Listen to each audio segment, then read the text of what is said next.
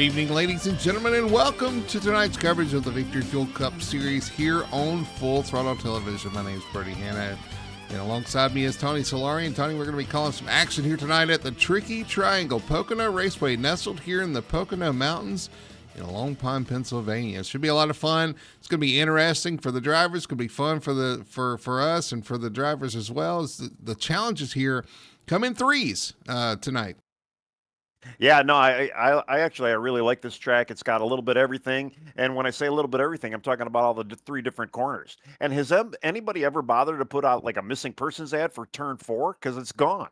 I mean, this is but honestly, 1, 2, 3, 2 resembles Indy, 1 is that big sweeper, and 3 is kind of like a short, flat road course corner. I mean, it's just it's a fun track with a really long straightaway. I love it out here. 3 different lengths of straightaways, 3 different corners, very different. Some guys even say there's 5 turns here with 1, 2, 3, and then 4 and 5. So you can make the argument. I guess I would kind of be in that camp because all the other tracks, you have 1 corner, but they're separated in 2. So why not? You got a little kink there on the back stretch of your turn 2. I could get on board with that. Yeah, very true. And you know, and you think that too, that like turn 1 is the high speed corner, but not that kink on turn 2, the tunnel turn, that's the high speed corner. And that's usually where we see a lot of guys kind of get a little loose. It gets a little tight there. Great passes though can be had, but you really want to maximize that turn 3, try to get that runoff for that long straightaway and maybe, steal a win here. You never know. The longest straightaway in NASCAR here at Pocono Raceway, one of the widest as well. You're going to see 3 and 4 wide probably on these starts and restarts. See everybody jockeying for position as you get into turn 1. You look at the track description, 1 and 2, fairly a pretty good bit there, and you're going to see a lot of 2 wide racing through there, guys running up the track versus around the bottom. Turn 2 is kind of a quick turn. You got to get that one right, man. You hit that so fast and you get through there so fast, you really have to get your angle right. And then turn 3, it's a flat track, but a flat turn.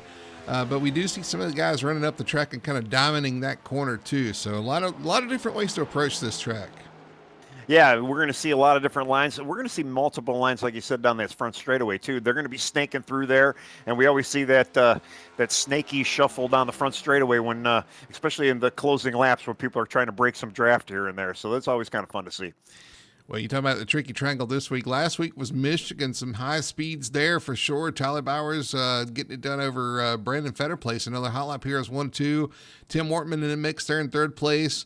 Matt Cox, Kevin Ruff, and Cox actually had a pretty good car last week. He just he saved some fuel and kind of got mired in traffic. He is just ready to break through at any point. Him and Sean Rogers, both those guys, come in with a lot of speed this season. I'm just waiting for them to get the first win, and it could happen tonight. Well, we've seen it week in, week out with these guys. The competition level is pretty high, and the Hot Lap Heroes. I mean, they've been dominating as of late, but there's going to be some breakout stars. We saw Fluger do it early in the season here. I'm just waiting for the next group of guys that it's going to end up happening. Yeah, like you say, Matt, maybe even Sean as well, can maybe kind of sneak in there. So yeah, it's going to be fun to watch. And after last week's results, here's your points. Tyler Bowers sitting atop the points lead. Victor Fluger there in 2nd. Got that win early on in the season. Got a win at the last race last season. Still hanging on in there in the points and doing a really good job there. But he's got to get some consistency going if he wants to contend. Matt Cox there in 3rd. Fetterplace back and forth. Your A-season champion. Still hanging in there as well. Long way to go, but things are starting to shape up, and your contenders are starting to rise to the top. Yeah, well, I'm looking at Tim Wortman as well, too. He's one of those guys that might be able to knock on the door and get a win as well. And we've just been waiting week in, week out. He always shows up at the end. So, again, a lot of great competition out here in the Cup Series. You talk about consistency. That's the guy you need to watch. Mr. Consistency himself, Tim Wortman, always finds himself towards the front at the end of these races. Speaking of the races, here's our schedule. Pocono, of course, tonight. Then we get a Homestead, Kansas, and Chicagoland. Some fun tracks coming up. Now, Homestead's going to be an interesting one because that track actually changed in the official. We decided to stay on the oval because the racing's better, and, well, we don't have to buy another track True. They're going to run one season. But anyway, Homestead is going to be a fun one for sure. It's going to be an interesting one because they're not going to have those setup shops. I guess the setup's readily available, but a lot of the guys are talking about having them custom built and set up for them anyway. So we'll probably have some pretty good racing there in 2 weeks, but a lot of fun tracks coming up. Yeah, well, yeah, Homestead's going to be great. I think a lot of guys are going to appreciate going to Homestead over the other ones, Sonoma, and then my neck of the woods in Chicagoland. So yeah, it's going to be next couple of fun weeks here. All right, qualifying is done. We're getting ready to grid. We're going to show you the starting lineup tonight for the Pocono 200 here on Full Throttle Television. And starting on pole, I think you got a pole in Nashville as well. Patrick Carolla is going to lead them to green here on the front row with Matt Cox starting outside in the 00. Third place going to go to a Ford. That's the 19 of Richie Coy with the 94 Tyler Bowers to the outside in row 2. Fifth place going to go to the 33. That is Ben Tracy with the 34 of Brandon Fetter place beside him, and that's row 3, Tony. I think that's 33 plus 34 is what? Well, that's going to be the next. Brandon's in one number, and then Tim Wortman's in the other one. But I'll let you continue. All right, Tim Wortman in 7th spot, going to start in the 7th position with the number 83 Chevrolet. Beside him is going to be Sean Rogers in the number 44. Austin DeMore in the 21 will start in 9th position. Beside him is going to be the number 84. That is Kermit Henney.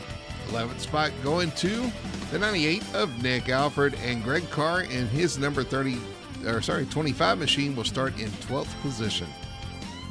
All right, starting 13th, we have EJ Luna in car number 81. Then we have Jose Medina in car 24, starting 14th. Brian Messer in car 5, starting 15th. Chris Harrison starting 16th in car 51. Eric Driggins in car 78, starting 17th. Then you have Mason Hoffner in the 18th spot in car 30. Derek Catt, car number 4 in the 19th spot. George Hendricks in car 87 in the 20th spot. Jeff Chandler, 21st spot in car 31. Kevin Ruff, car 99, starting 22nd. Then we have Julio Villalobos Jr. All of the juniors not on the screen anymore. He must have been promoted, I guess. 23rd spot in car 45. Lane Allen, car 14 in 24th spot. Alan Duranco in the 25th spot in car number 2. And then rounding out the 26 car field, we have Victor Pfluger in car 15. Did Victor get a new number? Oh, no, he's been in the 15. He's 15 in Cup, 21 in some of the other series. That's so right, it's a little yeah. confusing for sure. But, so the cars roll off pit road. We got an He did issue get a good with qualifying attempt. EJ Luna goes to pit road. Yeah, I'm looking to see. And actually disconnected, did he not? Yeah, he's out. I don't see him listed as pulling out there, but yeah, he's not on track right See now. what happened. He was rolling around the track. Pulls off the track. Yeah, he just pulled off and stopped. Yeah. Huh, yeah, interesting. Alrighty, things are getting interesting here at Pocono Raceway. All right, so the front row, Carolla's over Matt Cox, and actually Carolla's going to take the outside in that number 88. Matt Cox on the inside on this initial start. It's probably not a bad place to start on the outside around here, too, because you can kind of get that thing wound up on the restarts and, get that good momentum going into turn 1 here. Although I like the inside because you got all that room to work with. We'll see how it works out as the pace car peels off. We're going to get ready to start this one up. The Pocono 200 is green here in the Victory Fuel Cup Series. Man, and everybody gets off at a pretty good pace there. Nobody overshot there. Yeah, they're all too wide. Off into turn 1, Matt Cox going to use that outside he was given. He's going to take the lead through turn 1. So Matt Cox out front over Carollas, Richie Coy in second. And actually, Tyler Bowers going to push by clear in third and fourth. Yeah, I guess your theory was right. The inside is a little bit better than the outside. Just played out right there. Side by side through the tunnel turn with cold tires is always tricky. These guys are professionals. Tyler Bowers, Brendan Fetter place. Yeah, we should see a pretty clean race tonight with these guys as well. I'm hoping at least, but yeah. They finally single file off a 3 there. They do single file, and this is going to be tricky. I guess that's why they call it the tricky triangle. The draft down the front stretch is going to be interesting. You can see a lot of snaking around. We saw that last week at Michigan. Yeah. Specifically from Matt Cox doing a lot of snaking there, trying to pull away. And we're going to see it again tonight on these straightaways. They're long enough where you're going to get a nice little draft, and you also want to be in line. You see Brandon Fetterplace right there, out of line on the inside, has no help, and that outside line is just going to draft right by him. And yeah, they are, but he does have that preferred lane going into the tunnel turn there, so he might still be able to kind of gain a little speed there. And then when you get to this this corner 3 here, he's kind of in the preferred spot. Well, you are down on the bottom, which is where you want to be, but you have a shallow entry. You have to slow it down just a little bit. It looks like he's working through there. Side by side in front of him, too. I think it's Ben Tracy on the outside of Sean Rogers in the 44. Yeah, that is Rogers. And, you know, 44 and 33 doesn't equal the number we're talking.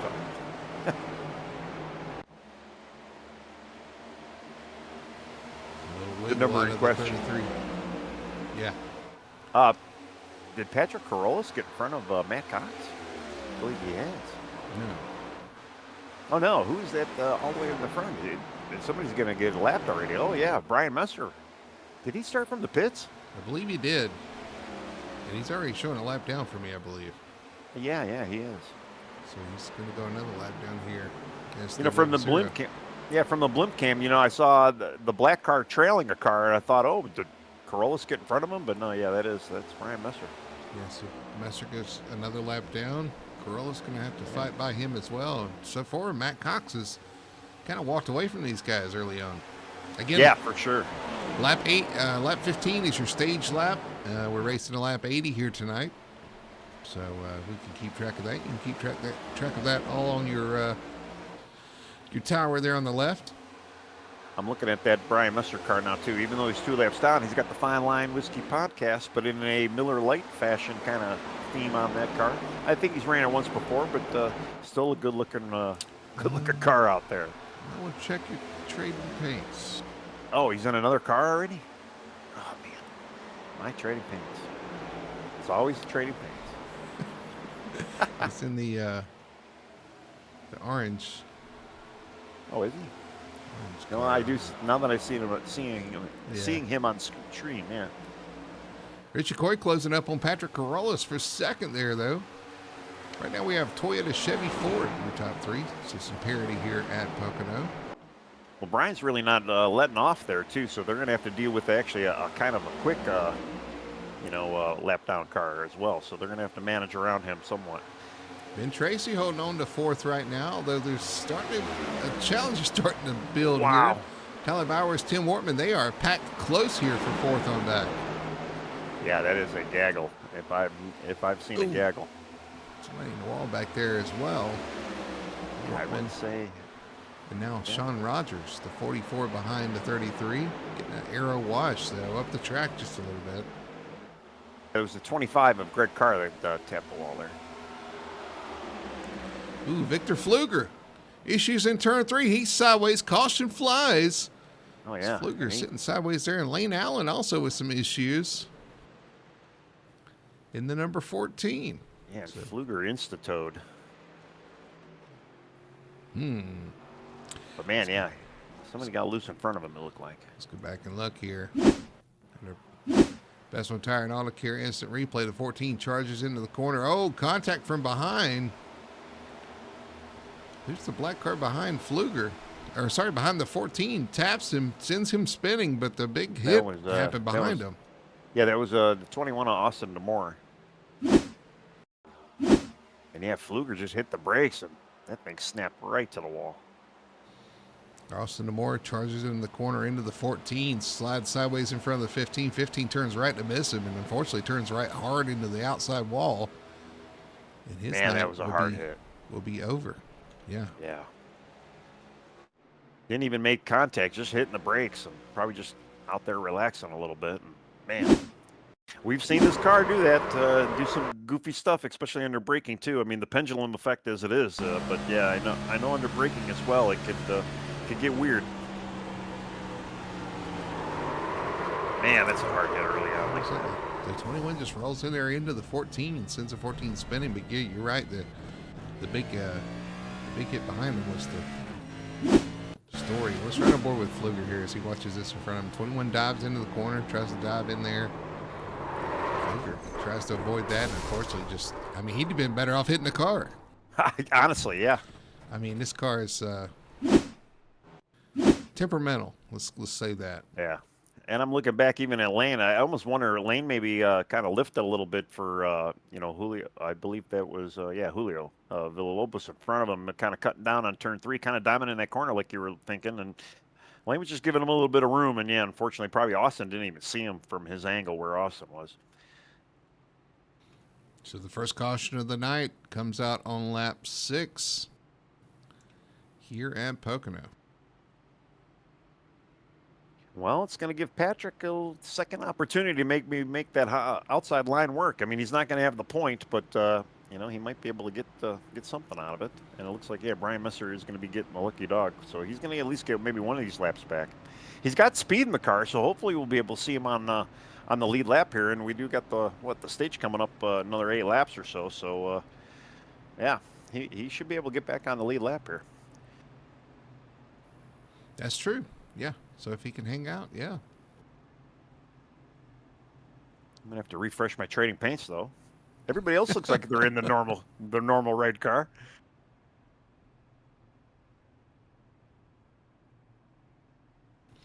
Well, while we're pacing, a lot of these races, we saw the race in the Vanlilys series on Tuesday night. We didn't see it, but we heard through the grapevine about it that it came down to fuel mileage at the end. And that's really common here at Pocono.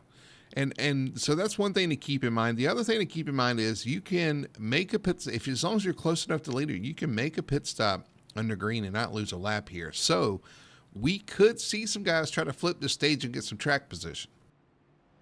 Yeah, this is actually, like you say, it's one of those tracks where it's ideal to do it because, you would probably not go a lap down. Even if you're in mid-pack, even to the back of the pack, it's such a long lap around here, you probably would be able to still get that service, not lose that lap, and, flip that stage. And, you almost wonder if that might be something like Victor Fluger was even considering to do. But, again, though, too, like you say, you got to worry about fuel mileage, and, you obviously don't want to do it too soon. Yeah, you have 80 laps here, so I'm not 100% sure what the fuel mileage is, but I'm sure it's going to be a tight pit road or a tight pit window once we get down to green flag stops, if we get to them. See what my sheet says about fuel mileage here, since you asked. Yeah, because you're going to need about 65 laps, so that means you're going to need at least 33, maybe 35 laps. Ooh, yeah, you can go 33.4 according to my sheet.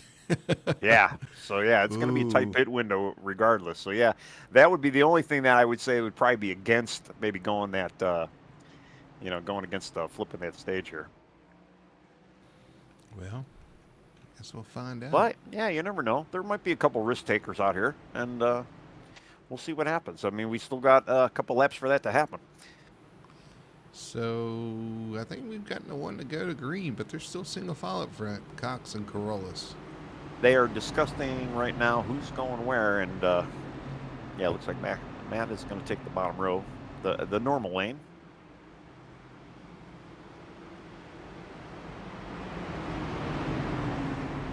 Going around, it's a long pace lap around here. It is a long pace lap, yep, for sure. You got Brian Messer in the pits. He got it back around there and got into the pit stall. Mason Hoffner actually did make a pit stop here on this caution. So did Lane Allen, Eric Driggins, George Hendricks, EJ Luna, and Alan Duranco. They all stopped under this caution. Yeah, might as well. I mean, even if you stop for a little bit of fuel, it should maybe shorten up your pit stop. All you got to do is jump in, get your tires, and you might be able to jump 1 or 2 spots there. Again, only lap 15 being our stage break. I mean, we're going to have, a 5-lap shootout to the stage? I wonder if those guys back there are thinking about staying out after the stage and not having to worry about fuel, because if you pit at the stage, it's close on fuel. So I don't know. Hey, we'll see. Yeah. Brian Messer, I did get he's in a Bass Pro Shop, so it looks like. But I got to zoom in. Yeah. All right, so Matt Cox, Patrick Corollas, front row. Richie Coy, Ben Tracy in second. Tim Wortman, Sean Rogers in the third row. Brandon Fetterplace, Tyler Bowers, Greg Carr, Nick Alford round out your top 10 as the pace car peels off. We get a restart here. Green flag flies. Good jump from Matt Cox to turn 1. It's taking Richie with him. Richie might be able to pull on Patrick here. He can get a good entry and exit out of one here.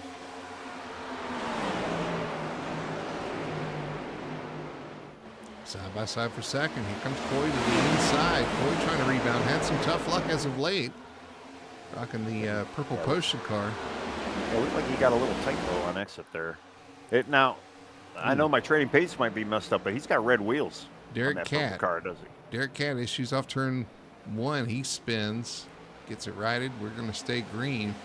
Yeah, no Hey, yellow. you're right about the red wheels. Yes, we discussed that before the race, and he forgot to change his rim colors. They brought some rims from the last race, and they didn't Well, get we've been repainted.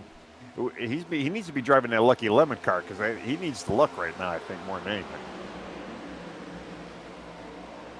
Well, we discussed whether or not the rim colors might matter for luck. Side by side, Maybe.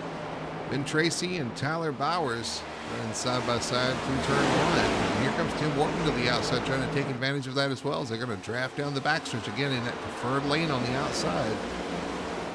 Well, that's one of those things. I mean, we saw Fetter place in that spot earlier on, and yeah, now his teammates there, and yeah, you try to make that pass on another car, and then you end up getting you don't make the pass, and then you end up getting passed on top of it, and it's not a great feeling when you're in the driver's seat. Man, I almost saw a little contact in the back going through the tunnel turn with Jose Medina and Kerman Henney. He laid up a little bit. Even in front of that, Nick Alford, Greg Carr, Kevin Ruff close through there as well. All right, they somewhat sorted it out. I haven't seen the gaggle. I mean, although that gaggle looks like it might be brewing in the back there for 13th and beyond. 12 of 80. Cox pulls up to a lead just a little bit here. Patrick Corolla's trying to run him down, though, but Cox got a nice little lead. Car looks pretty sharp, yeah, and he's been able to kind of take that lead right off the bat and just using up that beautiful, clean, fresh air in front of him. I mean, you don't get a lot of time to have a long run here with the first 15 laps too. So these guys could be just going all out right now. Boy, Patrick Corolla's looking forward at the Matt Cox machine again. That snaking down the front stretch that we've seen out of Cox. Yep. At Michigan continues here, and side by side for third, as the 44 is going to try to drive by the 19 of Coy on the outside here. I thought it was going to make. I thought, Pocono was going to make the move on the inside down the straightaway, but then he kind of flip-flopped it, and yeah, he took it over and won. So 44 to third position. That's the teammate of your leader, the 00. They've come with a head of horsepower this week. This Toyota's looking strong. Well, we talked about them early on. I mean, yeah, they're going to be knocking on the door at some point, and right now, yeah. Although we've seen this last week with Matt as well, so he's just going to have to continue to make the right decisions throughout this race. You got to close. It's one thing to be fast, which he is. You got to close it. There goes that snake.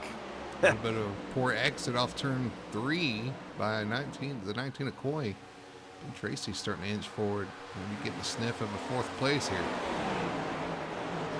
Well, they're pseudo teammates right now, but yeah, they're Richie might even say, "Go ahead, Ben." Yeah, Ben's two laps. Sharp. Now a lap and a half to the end of the stage here. And you see the 19 of Coy trying to chase that draft down the Long Pond straightaway. Yeah, we'll see. We'll see how much more too. It seems like the top 5 cars are following the snaky pattern, but then after Wortman and beyond, they're like, we don't need it. So Wortman gets a great exit there. So third, Wortman does get a good jump on the 33 who pulls down the block, but Wortman going to go to the top side and grab that draft from the car in front as well. So maybe a missed opportunity. I don't even think it was a block, more or less, of he was just chasing that draft stank. And it actually worked. Yeah, it worked at his disadvantage. Take it. Tyler Bowers racing with Brandon Fetterplace back here. So yeah, Wortman's going to get that extra point here because we're going to have a stage very soon. Kevin Ruff actually up 20 from 22nd Oh! all the way up to. Oh! Greg Carr loose off turn 2, hits the wall yeah. hard on the exit of 2. He's going to get it righted, though. He's going to stay straight. We're going to stay green to the end of this stage, but big damage for that 25 of Carr. Yeah, he does. Not super wrinkly, but yeah, that definitely was kind of a bad hit for him. And there's Matt Cox. Going to take the stage win tonight, the 0-0. Another quick stage win for him. Another 10 points there. Patrick Corollas in second. Sean Rogers, his teammate, in third. Richie Coy and Tim Wortman there in fifth spot. You got Ben Tracy, Brandon Fetterplace, Tyler Bowers, Kevin Ruff, and Nick Alford rounding out your top 10. Yeah, that's where I was kind of going. I was starting to talk about Kevin there. He started 22nd, and he made a pass on Nick within that last lap before the stage to take over that 9th spot. So yeah, he's on the move as well. Another guy that we could chalk in that could possibly win column. Yeah, up 13 spots. That's impressive here at Pocono. Yeah. He's the only car that's in double-digit positive range. And some of that might be avoiding this the accident that happened back there, but also he's made several passes himself. So yeah, definitely moving forward for sure. So another car to look for, that 99. But his teammates up there in 5th too, moving forward, up 2 positions in 5th spot is Tim Wortman in the 83. So we'll keep an eye on him as well. Of course, Sean Rogers, he's got a rocket ship. He's up to 3rd. So that's some of your movers forward there. Now it comes down to the pit stop. You got to get a good clean pit stop. Don't overshoot your box. And let's look on one more lap. They haven't even caught the pace car yet. Pace car's just getting into turn 1. Right? Or no, they have. I'm behind. Yeah, I'm behind. Sorry. I was looking at the Greg Carr. I think that's the pace car in front of him. I was looking at the Greg Carr incident and forgot to go live. Yeah, my bad. That's typical Tony. All right, who we got out there in chat? No chatters so far. Yep, nobody. Watching along. Let's see if we got 12 viewers out there. 12 people watching. Let us know who you're pulling for.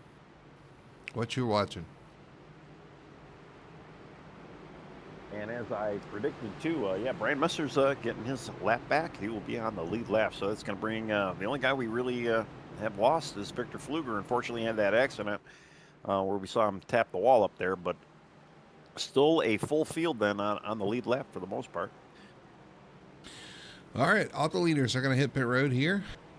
We'll see if anybody does decide to stay out. Looks like Eric Driggins is going to stay out. And he is the only car on the lead lap to do so. Well, that's an interesting strategy. Well, again, like I said, as far as, if you pit here, you're going to be close on fuel. Yeah. If we get an early caution, I mean, that's the move, really.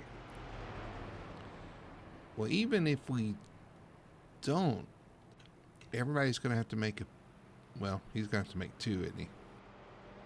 He might be in that 2 realm, yeah. Yeah, for sure, if he hasn't yet to pit. So he's only got maybe another 15 laps of fuel. So, yeah, he's going to definitely, if we can get maybe another caution within 5-10 laps and he doesn't bleed off too many spots on the restart. So what I say, 33 laps. So we got 63 laps to go. So everybody should be fine to make it on one stop, although it's going to be a little close, but it shouldn't be bad if we go green. But, man, 3 laps is a long time around here. Yeah, it does. It closes up that pit window. All that. I mean, yeah, one caution is going to change all that too. So it's still going to kind of put these guys into that one-stop strategy, but it's just going to make the pit window a little longer. And maybe that's what Eric Jurgens is maybe kind of banking on. If he can get it, catch a caution, maybe 10 laps, he could go in, get tires. He's got better tires, and he's got a little bit bigger of a fuel window. True. Yeah, I don't know. It should be interesting. Yeah. I like a contrarian. Keeps things interesting. We have a whole lap to talk about this, and watch, he'll go in for a pit stop right now. Well, I was thinking too if he's waiting, but I don't think he can come in the second time by without a penalty, so I don't think that's going to happen. But I was wondering if he was going to come in a second time by and hope that some of these guys stopped and and pitted to top off, and he would kind of jump some of those guys, but that didn't happen either. So we got to 1 to go. Yeah. And he's going to be out there on those older tires. Although he is one of the ones that stopped, like I said, on lap 7. So Okay. it's not like he hadn't stopped at all. He just has a little bit of a tire deficit. Of course, 10 laps around here, because it's kind of a 10 lap, difference. That's a long way around the track.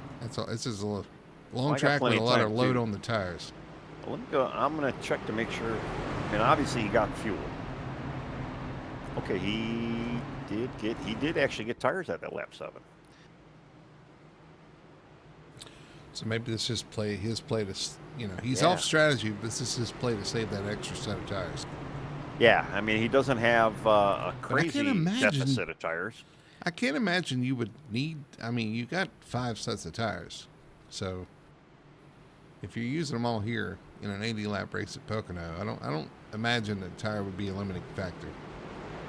Well, maybe this is his. He figured, hey, I'm going to flip the stage in this way, and again, he's just out there gambling. We're not in Vegas, but he's out there gambling for sure. I'm pretty sure. I think they got.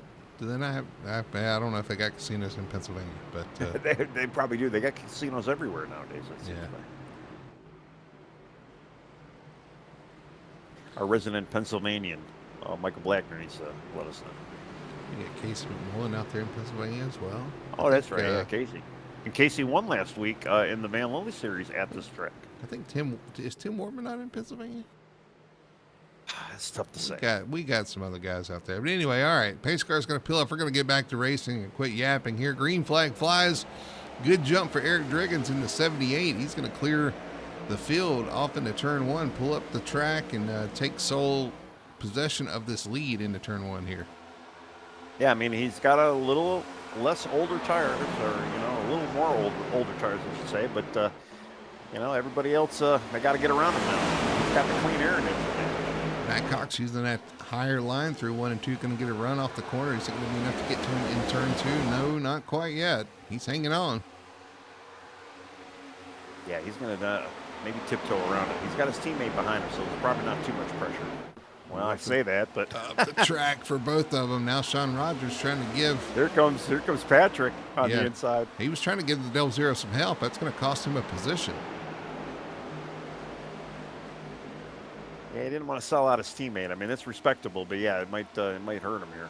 Oh, he's got the run here. He's going to still retain third. Patrick gets in line. It's like Wortman and Ben Tracy back there, double file. First 7, Drayton's doing a good job hanging on to this lead, but off into turn 1, the 00 sells it off on the outside. He's going to retake the lead. Here comes Sean Rogers by him as well. And unfortunately, he's stuck on that inside line all by himself with no draft help right now. So yeah, Corollas is. I was going to say Corollas, but it's Corollas. It's Patrick. So yeah, he goes by. Here comes Richie and Brandon Feather Place as well. Man, Tyler Bowers looks like he's going with too. Tried to.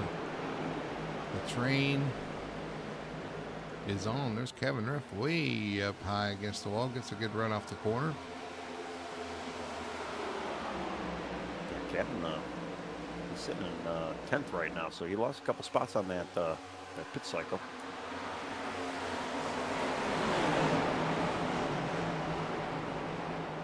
Yeah, unfortunately, Eric is falling backward pretty quickly here. I know he's probably hoping for that caution. He's going to try to get the line here and does. It's a single file down the Long Pond straightaway, heading into turn 2. We got the teammates, Cox and Rogers, up front. Corellison's third. Chicoine in 4th. Everybody just kind of finding somewhere to ride here. Yeah, the teammates have kind of started to pull away from Corollas a bit there as well. So, ooh, 3 wide through the tunnel turn. Oh yeah. Got Eric Driggins on the bottom, but he's getting passed by the cars up top. They're going to make that happen. It's Kermit Henney and Alan Duranco. Duranco pulling in front there in 13th spot in the 2 machine for Elevated Esports. Unfortunately, yeah, Eric just keeps falling backwards. He's already down to 18th spot right now and still getting past. And Allen getting around him now as well.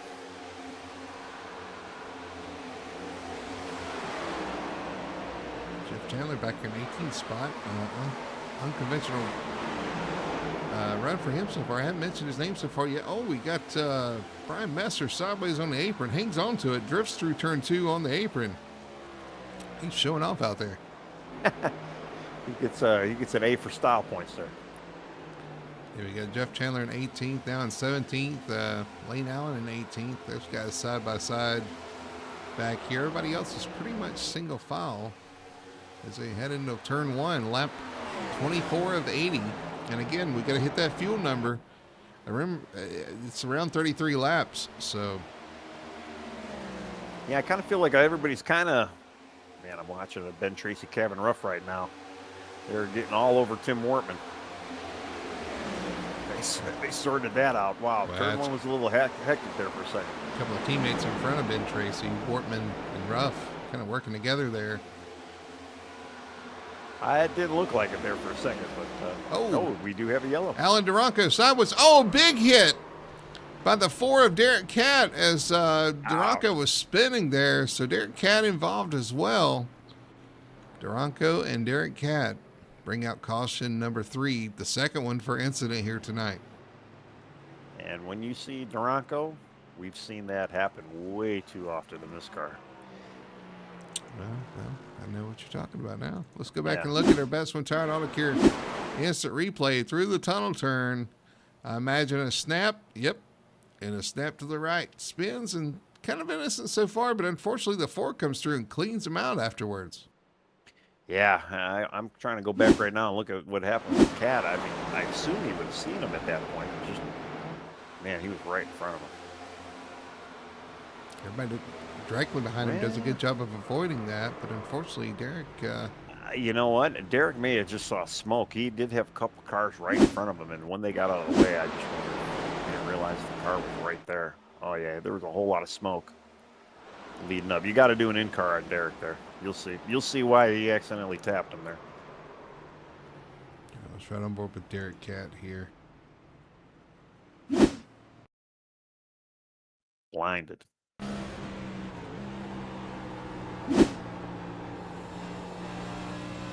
Up the track off of turn 2. Smoke, smoke, smoke. Didn't quite get low enough. Yeah. Just right on board with Alan Duranco. Loose off the corner. Snap right. Spin, cycle. So far so good. And then that big hit to the right rear. It's going to end his night. I think it ended the 4's night as well. Yeah, no, they're both done, yeah. Alan had major wheel damage, and yeah, Derek just... I don't know if we might see Derek back out there. I doubt it. He's got really major front-end damage. Yeah, it looks like his right front is also pretty jacked up, but we do got a pretty busy pit road, though. We got pit stops, I was going to say, when you finished up there. Richie Coy in the pit road, Ben Tracy, Nick Alford, E.J. Luna, Eric Driggins, of course. Yeah, not everybody stayed out, though. Or went in, I should say. No, 14 cars stayed out.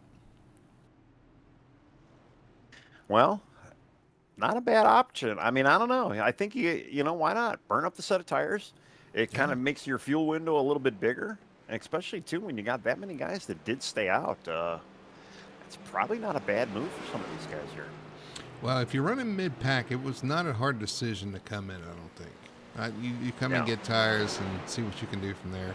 Richie Coy was, that was borderline. That was probably a tough call for him, but then again, with the luck he's had lately, he said, why not do something different? Well, if you look to what happened to Eric Driggins, you know, and actually he's in the best spot because he's kind of on equal tire now with some of these other guys. True. But yeah, and he was able to save a set as well.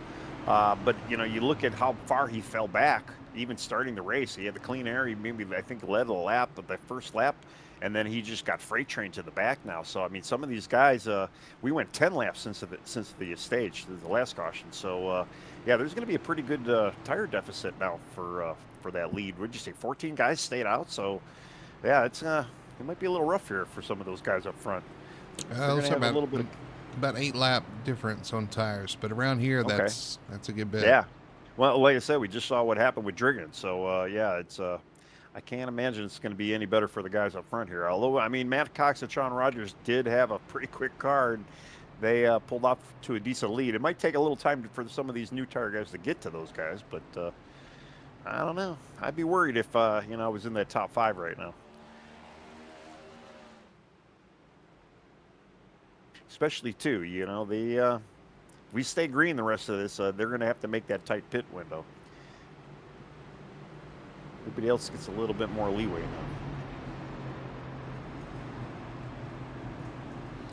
now. All right, we got teammates up front, the 00 of Cox, 44 of Rogers.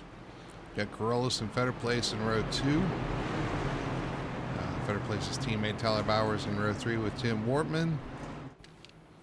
Austin DeMore and Kevin Ruff. And then Jose Medina and Chris Harrison, your top 10. Yeah, a bunch of the guys from the back have definitely capitalized on that. Let's just see how long they can stay up here. I like the different strategies, and I kind of like the tight fuel window.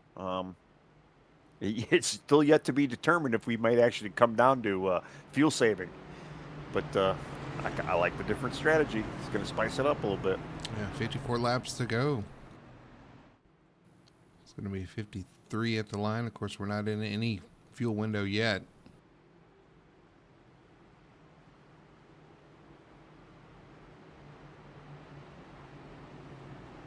Man, I thought they were already going down to the green here, but I was in the wrong corner. That was the short shoot. That's right. And now I got this fancy track map to look at. I should have realized that. I'm in the blimp, but I'm zoomed in on some of these cars here. Oh boy! All right, base cars off. Cox and Rogers up front.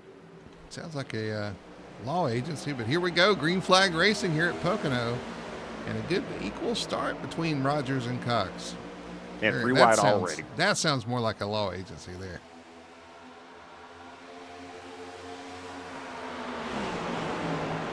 I'm laughing over here now after that one.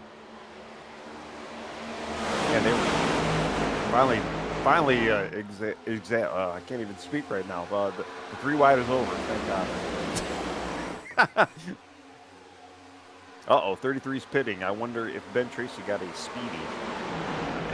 No, it wouldn't be a speed penalty. Would it be a restart infraction? Is he that far up the front there? Because the speeding under caution sends you to the rear of the field. Well, I guess that's true. Yeah, that's true. Yeah.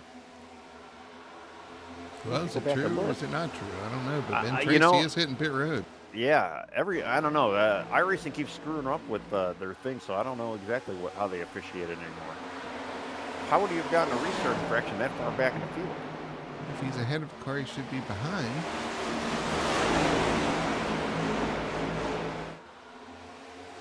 That's usually how those work. Well, I'm watching him. I rewound and looked. I don't know. He seems to be just fine.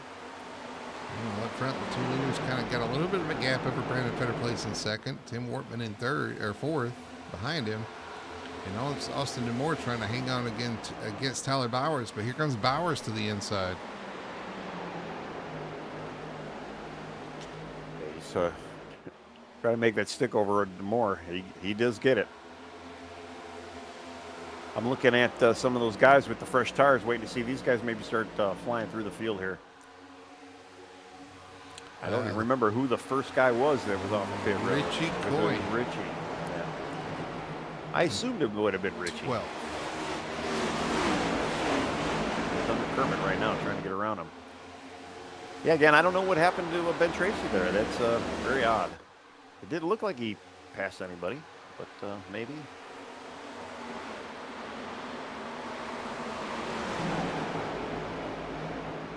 Starting to get dark out there, too. Clouds are setting in. It is. In certain spots. Here comes the 19 of Richie Coy underneath Kermit Henney. Going to take over that 11th position. Or is he? Kermit going to fight him off the corner there. And they're still snaking down that front straightaway too as well, the leaders.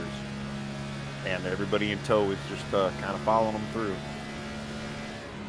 I'm looking at Ben Tracy too. He's got basically between 1 and 2 in front of him, where he's still ahead of these, even after that penalty. He desperately needs a caution. Get back up to the field here. I'm going with Patrick Carolus back in 9th position. Something happened in that pit cycle. It's kind of shuffled him back a little ways.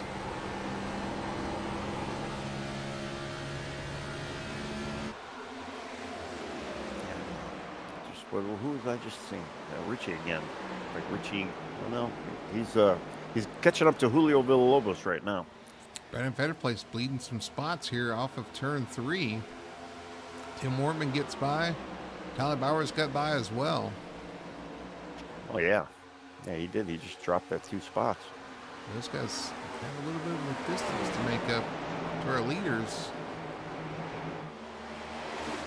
1 second. The difference between second and third right now.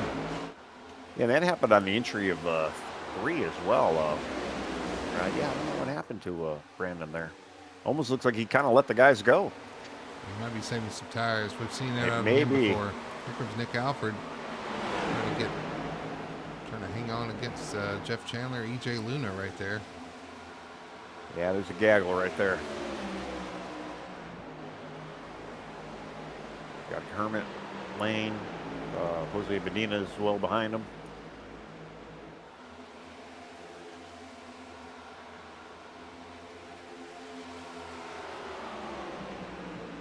Kind of shocked not to see kind of shocked that some of these new tire guys have not really blazed through the field a bit. Looking at you, Richie. What are we doing? Yeah. Well, he's getting he's on the outside of Villalobos. Yeah. Boy, I'd keep those two apart. We've seen some big crashes out of the two of them when they get together. That's right. You got EJ Luna a couple positions behind Richie too with those new tires. EJ kind of working his way through the field. He gets by Nick right now. Jose Medina. Yeah. Actually, yeah, Nick is falling back too because Lane Allen got in front of him as well. Oh, Jose working the outside there off turn 4. Strong move. Going to go around to EJ Luna. So Medina up into 13th now. You're not missing anything up front. Matt Cox, Sean Rogers, 1 and 2. Tyler Bowers in 3rd position. Something might be about the 4th year brewing. Those guys are bleeding a little time. 1.5 seconds now from Sean Rogers back to Tyler Bowers. Yeah, I was going to say, yeah, it's about 1.5 seconds. It's yeah, they're definitely working as a team right now and just keeping each other. I think too the fact that they're staying together, staying in line, it's really helping out their little draft partnership right now. And yeah, they're able to pull away from this field big time. Need to give a shout out to Chris Harrison, having a good run right now, currently in 6th as the 99 that Kevin Ruff works underneath him, but he's going to hang on there. Having a good run so far, up in the solidly in the top 10 in that number 51 machine. Yeah, he started 16th and worked his way up. Although I'm watching that Richie Coy, he's still fighting Julio back there. He's getting underneath Patrick Carolus right now. Yeah, Carolus going the wrong way as well. I think the tires are starting to make a play. Started on the front row. Villalobos going to give the 19 Coy a little bit of a push, trying to get him by. Carolus bells on that, decides to go to the outside. I don't know if he decided to go out there because he lost a position. Chandler, and now Chandler looking underneath 19 Coy. So Chandler with a good run through turn 2. Yeah, I mean, we just talked about him a little bit ago, and yeah, he gets around Julio, and now he's by Richie Coy as well. Not fully cleared him yet, but he might get him here in turn 1. You see that draft on the outside, though, pulling those outside cars back by the 31. 31's in prime position in the corners, but on the straightaways, you want to be on that bottom. We finally have a chatter. Speaking of Jeff Chandler, it's Mr. Doyle Lawrence. Hello, Doyle. And the black scheme tonight. That's right. Jeff's doing pretty good right now, sitting in top 10. Well, He cracked the top. Well, no, he cracked the top 10 last time by, but he got freight train there with the draft. That's right, yeah. My scoring is I'm waiting for that program that you're working on. I can't wait. Yeah. We're getting there. Give me a week or two. Kevin Ruff by Chris Harrison, though, up in the 6th spot. Austin and Moore trying to hang on there. And side by side behind him, Corollas and Coy. Corollas going to hang on to that position. Yeah, I mean, we've got distinctively 4 pretty much lead paths. Oh, contact between Harrison and Kevin Ruff. Harrison up the track into the side of Kevin Ruff and won there. Kind of shoved him up the track, but they continue on. And they're going to maintain their positions for now, although Austin and Moore's probably watching us and is like, okay, guys, keep doing that. Just give me an opportunity here. Well, not even that. Richie Coy as well. He's back there thinking, hey, you guys can keep doing that. He actually got a really good shove there from Patrick down, where was he at? Right in front of the tunnel turn there. Well, I think Chris wanted to shut the door there, but couldn't do it quick enough. But he's going to maintain that position off turn 3. So even with those new tires, it's kind of a slow climb with these guys. As Richie's in 9th now. Well, you almost wonder if they're slow climbing and kind of saving at the same time. Up front, it is still Matt Cox. Sean Rogers, though, starting to close in a little bit. That 44. Kind of wonder if they're going to race it out or play the team game here. Of course, that draft on the straightaways is pretty important. You get to the corner and the car didn't turn that great in the dirty air. You see a little wiggle out of the 44 there. Yeah, we almost wonder too that I wonder if either one of them are even thinking about fuel mileage right now because Matt's obviously going to be burning up a little bit more fuel. Sean can probably save a little bit behind his teammate there, so you almost wonder if they may even flip flop just to balance out that fuel. But I would imagine the two of them are coming in and out. And if we stay green, they're going to be together. You notice what they stopped doing down the straightaway there? Yeah, snake. If they're together, they don't need to. Working together there.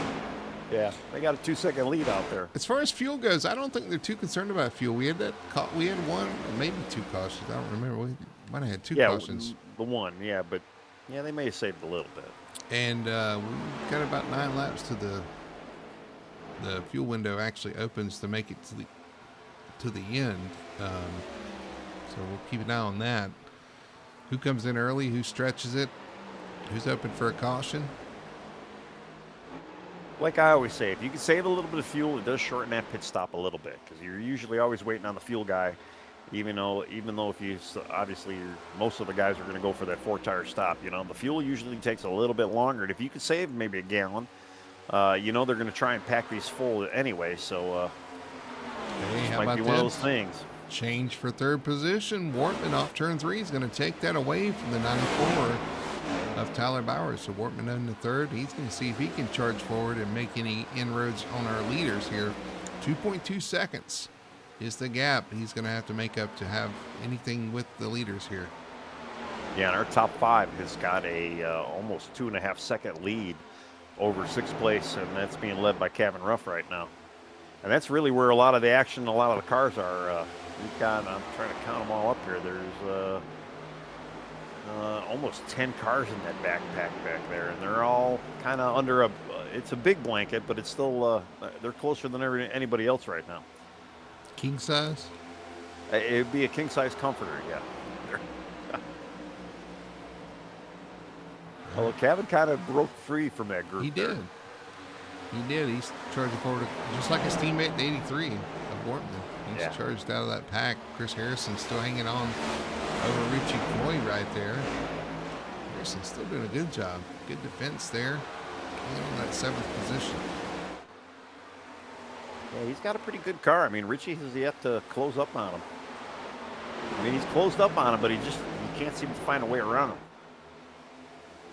Although I say that, and he's right on his bumper right now. Did he make that dive into 3 here? But also Corollas looking to the inside of the 21 at DeMoore. Corollas trying to fight back after losing some positions early on. And then behind him, you got Jeff Chandler working over Julio Villalobos, who completes that pass. Yeah, Jeff got it done. And I'm waiting for that dive for Richie right here, coming into 1. To the inside, the 19 of Coy. 51 of Chris Harrison. Harrison with that run on the top. Gets a good run off the corner. Going to maintain that position. Using the top brilliantly here. Yeah, you're able to really get that car roll, especially on turn one. And even like you say, the turn two, I kind of feel like it's a one lane. Oh, yeah. Chris Harrison. Too high in turn two.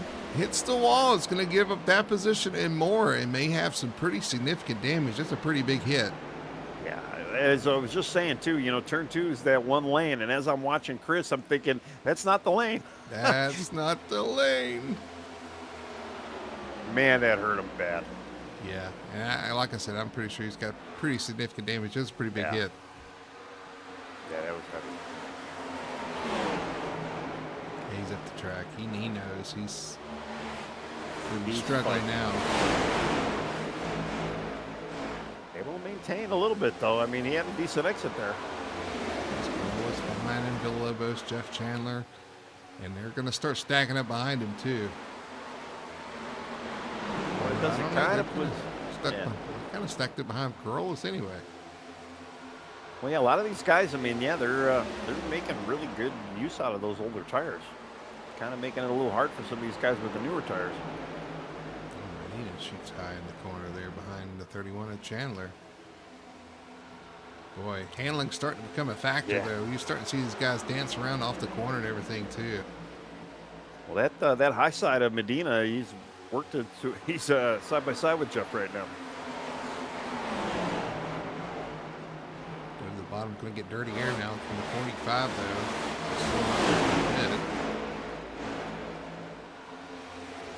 Yeah, this is the action on the track right now, for sure.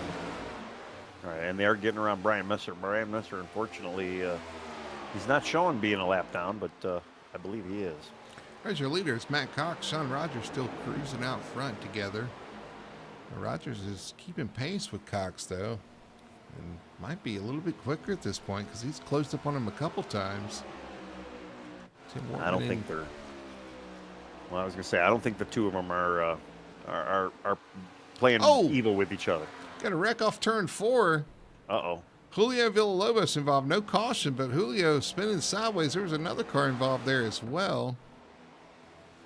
And I don't see who it was, but we'll go back. And Jeff. Oh, was it Chandler? Jeff, yeah. Julio got a little... Oh, we got a wreck off turn 1. The 51 of Chris Harrison, and this will draw the caution. Chris Harrison, after that contact with the wall, I think he had some damage, and unfortunately finally pushed it too hard. Loses it, and that good run comes to an end here in turn 1 at Pocono. Yeah, I'm looking to see what happened with Julio. Well, him and Jeff actually had a little contact. Let's go back and look at that first, because I want to see what happened to turn 3 to start this. Off the corner. Ooh. Jeff Chandler right on the back bumper. Julio, did they make contact? Oh, no, he got him loose, I believe. Yeah. I don't know that they made contact. We're going to back it up. We're right on board with Jeff just to make sure. I don't know that they made contact. He just got him really loose there. Yeah, it was really close. Yeah, I didn't actually see any contact. Well, I don't know. There might have been a little touch there. I don't know.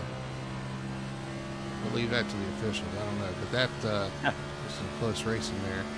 Julio did a pretty good job, though. He did. He didn't hit anything. Yeah.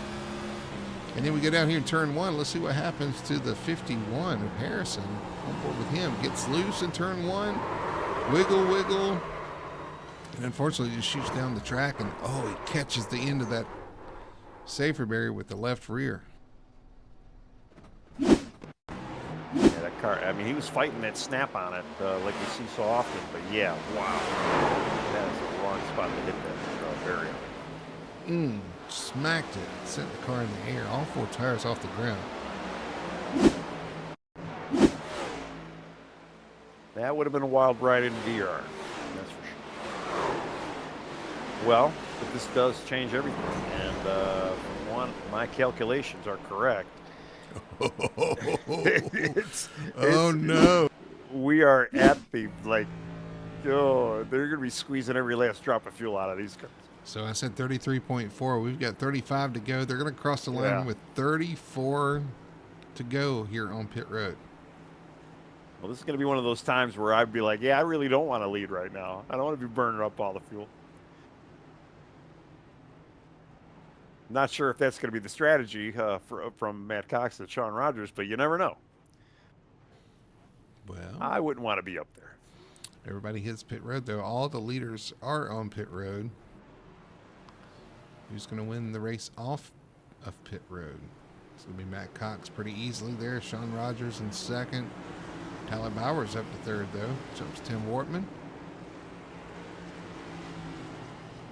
Well, it's a great pit exit, but yeah, they're going to have to get it done now when this thing goes green again. They're going to have to maybe try to stop that team in front of them because I don't know. They're not looking very hot lappish today compared to the competitors right now. Matt and Sean are both they're just dominating right now. They got the cars hooked up, and they're obviously working together pretty good, keeping themselves out there. Well, you know what, though? If I'm in the back 5 or so, if I'm in 14th on back, let's say, I won't come in and top off. I can run hard the whole time. Don't have to worry about it. Yeah. Well, I mean, not to say that can't be a green-white checker, but, it wouldn't hurt to have maybe a couple extra drops of fuel in there.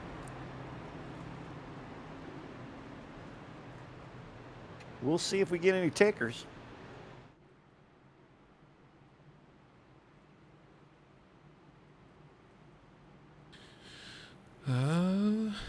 Yeah, nobody yet. Yeah. No, they must be pretty confident they can make it from here. Yeah. So maybe our number's a little short, but yeah, so could be. In the car though, it's always got to be at the back of your mind though too. My race has this new fuel calculator too, and I heard some guys talking about while the idea is useful, it kind of messed with some guys in the Vanlilys race. Said they were good, and they ended up a lap short.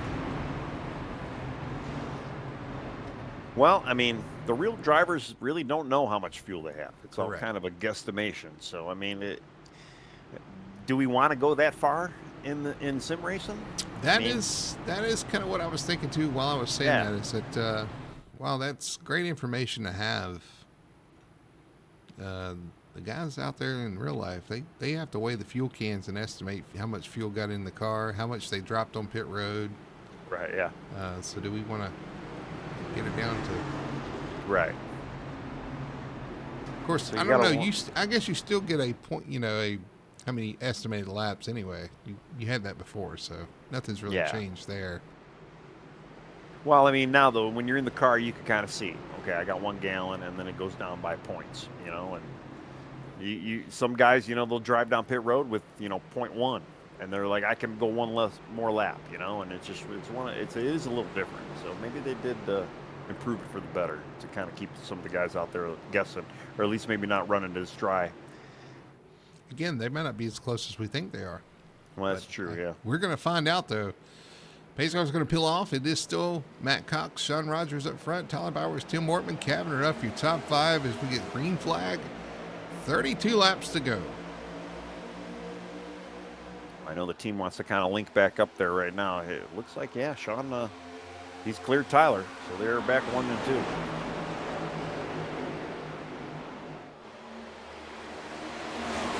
the outside, and wait for Better Place. Better Place single file out. I got to tell you, on that last run, Tim Wortman was matching times with our leaders. At the end of that run, just lost all that time early on. So Wortman's still with a fast car on the long run. If they can kind of hang with the leaders, I think they're okay as far as speed goes. Yeah, but they can't let these guys get out that it was almost 2.3, 2.4 seconds lead over the rest of the field. So right now it looks like Matt's been able to do it all by himself. Here comes the 94. Tyler Bowers trying to take Second place away from Sean Rogers into turn 1. Man, he dove it in there. He's trying to break up that. He does. He does. Slides up in front of him. This is going to take over second place here down the straightaway.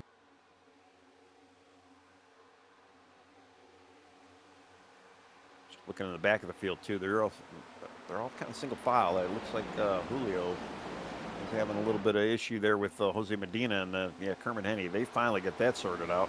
Ooh, Austin Moore just smacked the wall there off turn 2. Opened the door for Richie Core on the outside. So going to 3. Gonna watch Austin up the track a little bit here. Richie might be in that preferred lane with the draft there. He's got Nick behind him as well. This is a good down the front stretch here. Oh no, that's Patrick behind him. Patrick Corolla's going to go with him. Nick Alford going to go with him as well.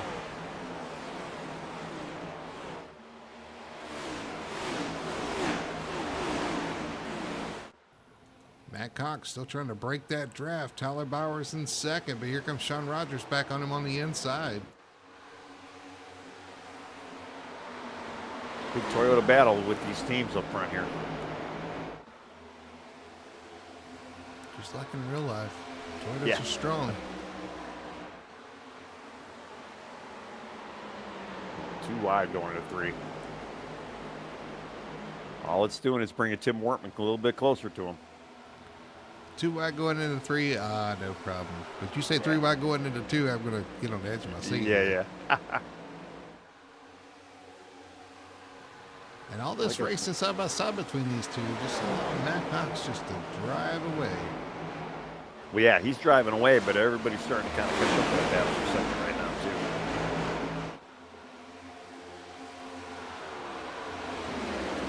I know Sean's got the speed, so maybe if Sean does maybe try to break away, he might be able to catch his teammate, but it's not going to happen until he clears Tyler. Tyler's definitely putting up that fight there. Oh, he gets a little loose on the exit of 2 there. Going to give that position up to Sean there. Meanwhile, the 2 teammates behind him, Tim Wortman, Kevin Ruff, are now linked up. They were kind of pushing there off the turn 2. Well, they almost got to work together now too. Maybe see if they can match the energy of the lead group here.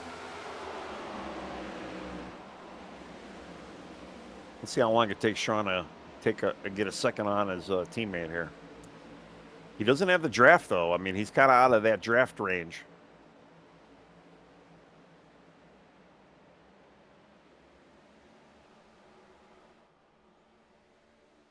Pretty fun battle, though.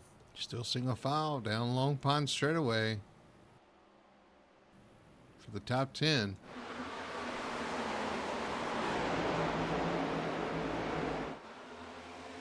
Yeah, I think a lot of the guys, too, they might be playing that. They might realize that, hey, this is going to be maybe a little bit longer run. You're going to have to make fuel last. Definitely make the tires last. Let's just relax. There's a 34 Feder place on the back bumper of the 99 to Kevin Ruff. Will he pull out and try to make a move, or is he going to push? No, he's going to stay in line.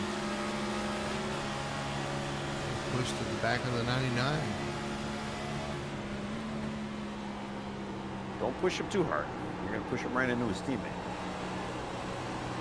And usually at the super freeways, you say don't push the pusher. Yeah. I guess it applies to the front stretch of Pocono too, huh? Yeah, well, yeah. Oh, we got an issue. I think with Mason Hoffner. Yes. Yeah.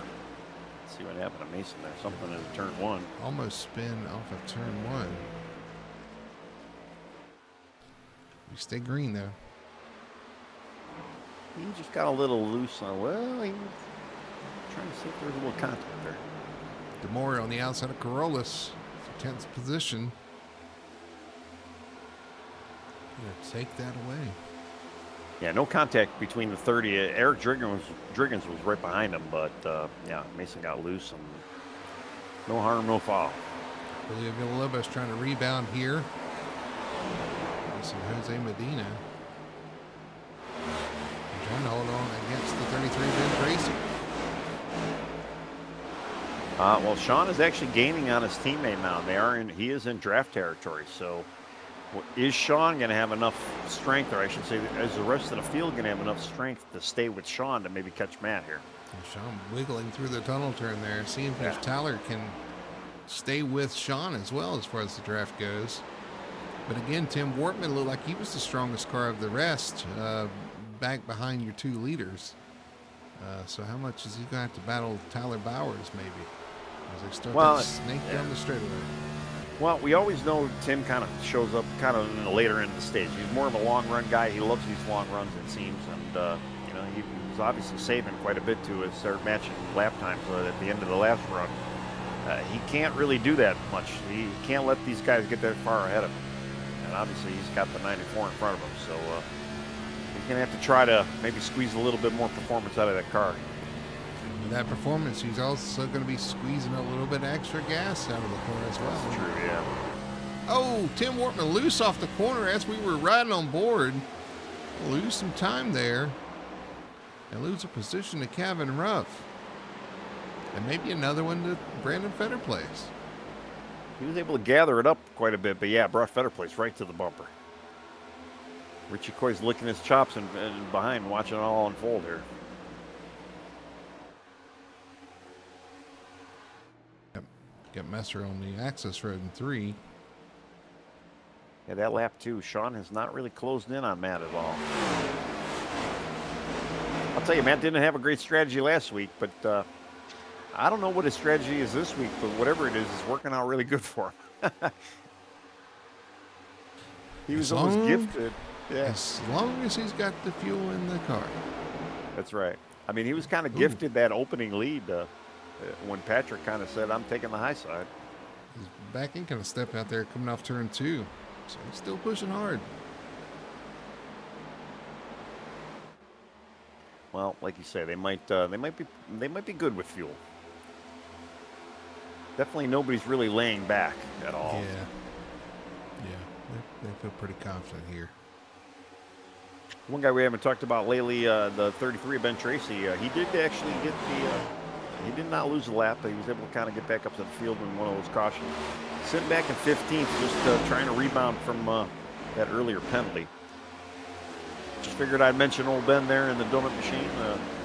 He's having a bit of a rebound, but definitely not in the spot he was earlier on. Nick Alford trying to work over the 19 of Coy here for 7th position. They're hanging on for now. Better place his teammate right in front of him. He's in a hot lap sandwich. Yeah. Well, I'm sure Richie just wants to have a good clean night tonight. He's been having some bad luck with that car snapping loose on him, and we've seen him tap the wall. Look at this though. He's fighting Fetterplace right now. He's got a corner on that rear end. Now what about Kevin Ruff up to 3rd position? So he's gotten around Tyler Bowers and Tim Wortman to take over 3rd. A little bit of work to go. I mean, although he's been working all night. I mean, again, started 22nd up to 3rd. Again, he's got this. I gotta imagine he's probably got the same setup that Wortman has under his car, and those cars were really good on the long run. So he's in position now to maybe make a run at those guys in the front. And he's got 22 laps to do it. Yeah, I just I don't know if he could save as good as Wortman does, but it's one of those things where we're gonna find out later on here.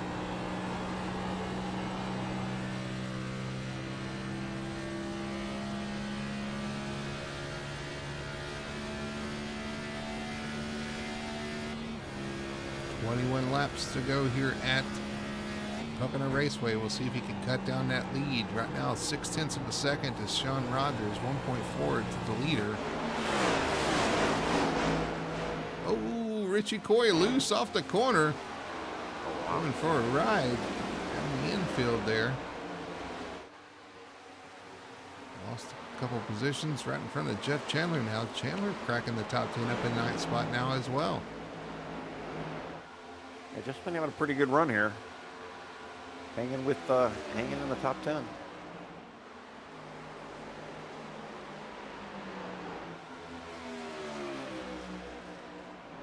Yeah, now you've got we've got teammates up front. We got a road Kevin Ruff, and then we got the hot lap heroes, 4th, 5th, and 6th.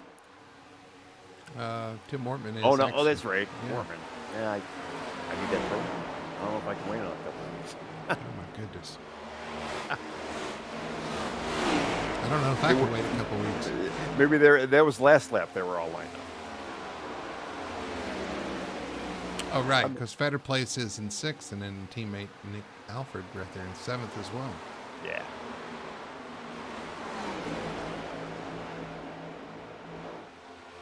Actually, Seth is starting to run down Matt. Sean? Sean. Yeah, what did I say? Seth? Seth? Yeah, that's Seth. What did you call Sean. Matt last week? Yeah, I'm not going to say that again. Was it Mark? Yeah, maybe. No, what was it? I think I called him Mike. That's right. So Mike and Seth leading the race right now.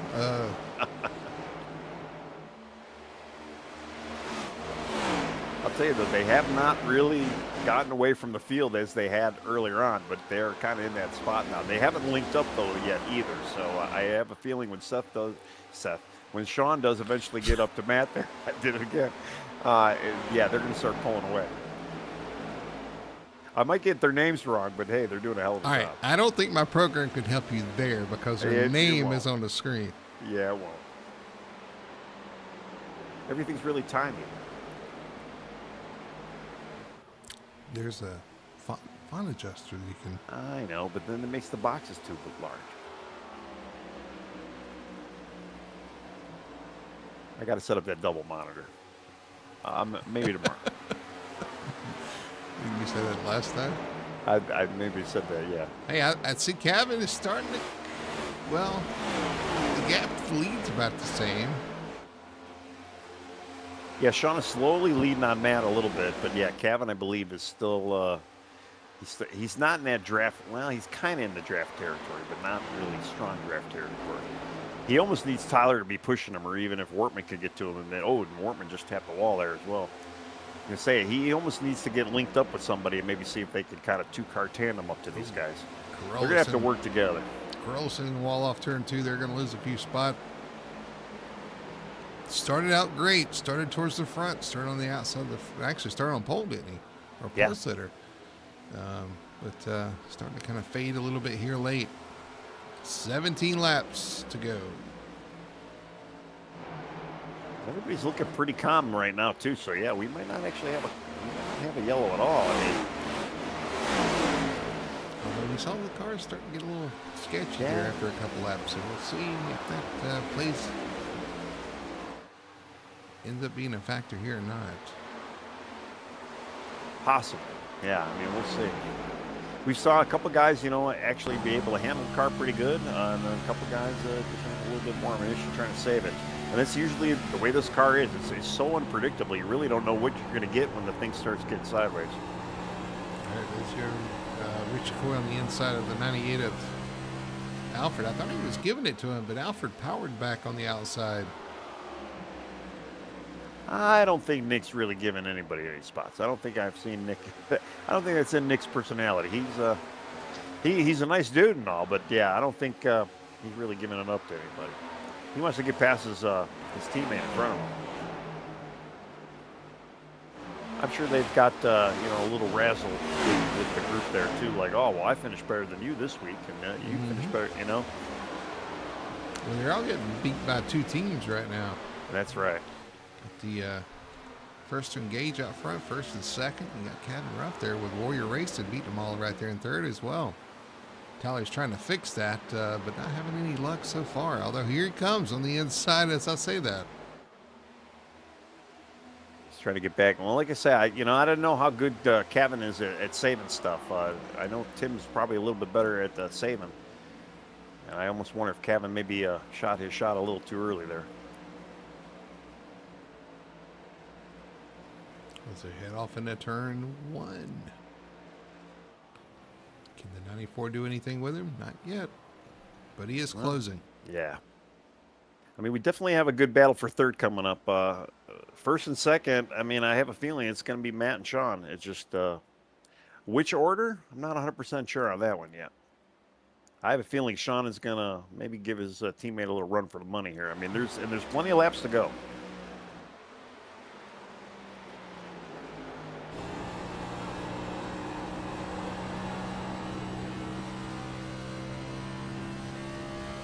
Well, I say that Cavan, yeah, I mean Cavan was able to kind of get in front of Tyler there, though, pull away a little bit. And apparently, I'm hearing too, Brian Mester's having an issue too with pit road closing and whatnot, and iRacing keeps giving him a penalty. He went in under green, you know, I guess it was a green pit stall, and it still gave him a penalty. 19 Coy tried to make a move on Brandon Fetter place there, and Nick Alford took advantage of that, and those two teammates drafted by him and dropped him a spot. So he's behind Alford, or was he already behind Alford? Richie was already behind Alford. Well, here goes Wortman around the 94. Tyler Bowers. Tyler had an issue off turn 2 the last time by. Now he's dropping a little bit here. Wortman again showing that long run pace, able to go around Tyler Bowers. So the teammates 3 and 4 now. Warrior Racing, Kevin Ruff, and Tim Wortman. Yeah, it looked like Tyler actually got on the apron a little bit too much on that tunnel turn there and kind of threw the car a little bit. Allowed Tim to get by him. Now, what does Tim have for his teammate? I kind of have a feeling Tim's going to kind of catch his teammate here. Well, speaking about the other teammates, Sean really he's actually losing a little bit to his teammate Matt right now. I mean, it's down to about 0.6. It was up to about 5, but yeah, he's slowly losing a little bit. Such equal cars, equal equipment. Between the team, it looks like, and yeah, just kind of nice snaking. Yeah, I was just gonna say, and Matt's snaking his teammate right there. He doesn't want to catch him, and now it's back up to 5. Okay, so he's got to do more snaking to keep his teammate at bay. Oh, wow, Sean got really loose on one. He did.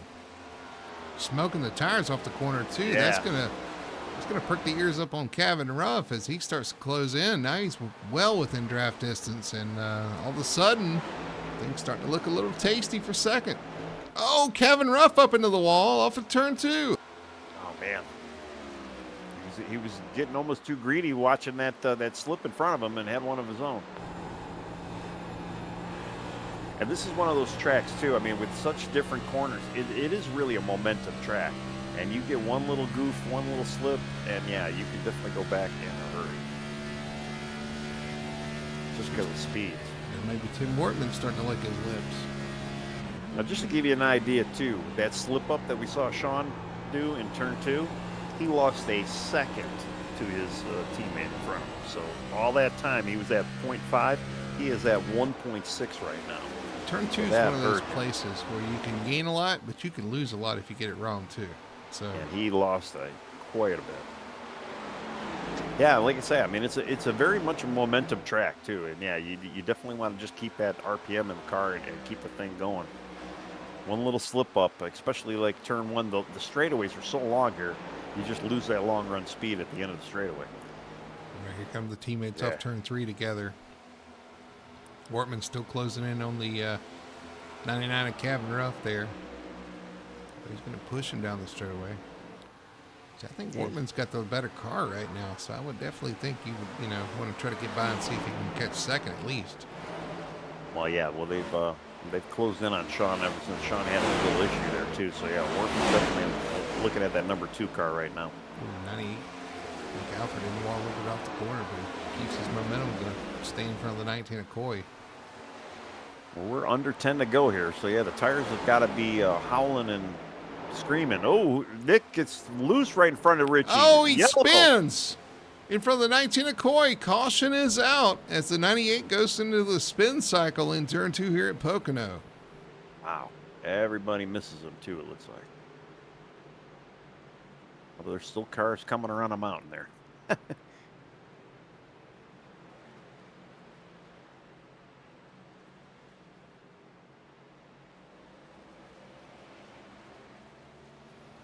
Wow, that was all by himself, too. All right, let's go back and look and see what happened to Alfred here to cause this caution. Through the tunnel turn in front of the 19 of Coy. Oh, he gets loose on entry. That's odd looking. Right on board.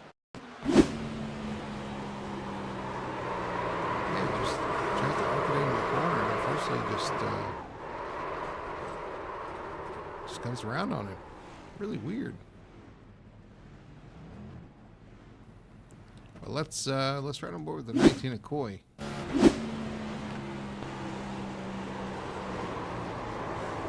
She did a great job of slowing it down. Yes, Yeah. checks up and lets it develop, and then dives under and does a great job of avoiding that. Jeff almost got into him, but Jeff did a good job of avoiding as well. I was going to say, I thought Jeff was close to us. Right on board with Jeff here as he sees it in the distance here. Going into turn 2. Oh, smoke. Somebody smoke. Oh, Jeff. Does a good job hanging on to it, too. Yeah. Well, I mean, again, too, I think Jeff was a little bit further back than the two of them, so he may not have seen everything that was happening in the tunnel turn. I mean, it is a sharp corner, so you might not have that great visibility. All right, here come all the leaders to the pits. Going to get some fresh tires and fuel. We're going to have a shootout here at the end. Yeah, you knew that was going to happen. How many are taking 2? That's the big question. Yeah, we've seen that before. Do you take 2? Do you take 4? Obviously, you don't need fuel. Some tires. Yeah, I'm going to look here. I'm going to try and keep an eye on who's got 2 and who's 4 here. See our best view here. We're watching Matt Cox. The right side goes up. Does he get some left sides here? Or Kevin does he go took with 2. his right? Looks like Seth took 2. Matt Cox took 2, but he's going to lose some positions here. Sean Rogers out first. Tim Wortman in second. So Cox on the second row. Yeah, Kevin took 2. Fireplace took 2. Wortman took 2. Tyler took 2. Although, I want to check something. I've got a feeling. Did he sit there and wait to come out in third position? See, I don't know that you want to start second on the outside of your teammate. I don't know. Would you want to start third, though, too? Well, you're right behind the leader. You're going to get a signal as when he accelerates, but you were the leader, so I don't know. Yeah, I was just going to say, but you were the leader. I don't know if he was waiting on fuel or what there. No, I don't think he waited to come out third. I think he just came out third. And he had a good entry into a stop. It's not like he didn't have to back up Looks or like he anything. was waiting on fuel or something. Maybe. Well, it's going to change everything here. Now, the big question, I guess, is who took 4? And is the 4 the play?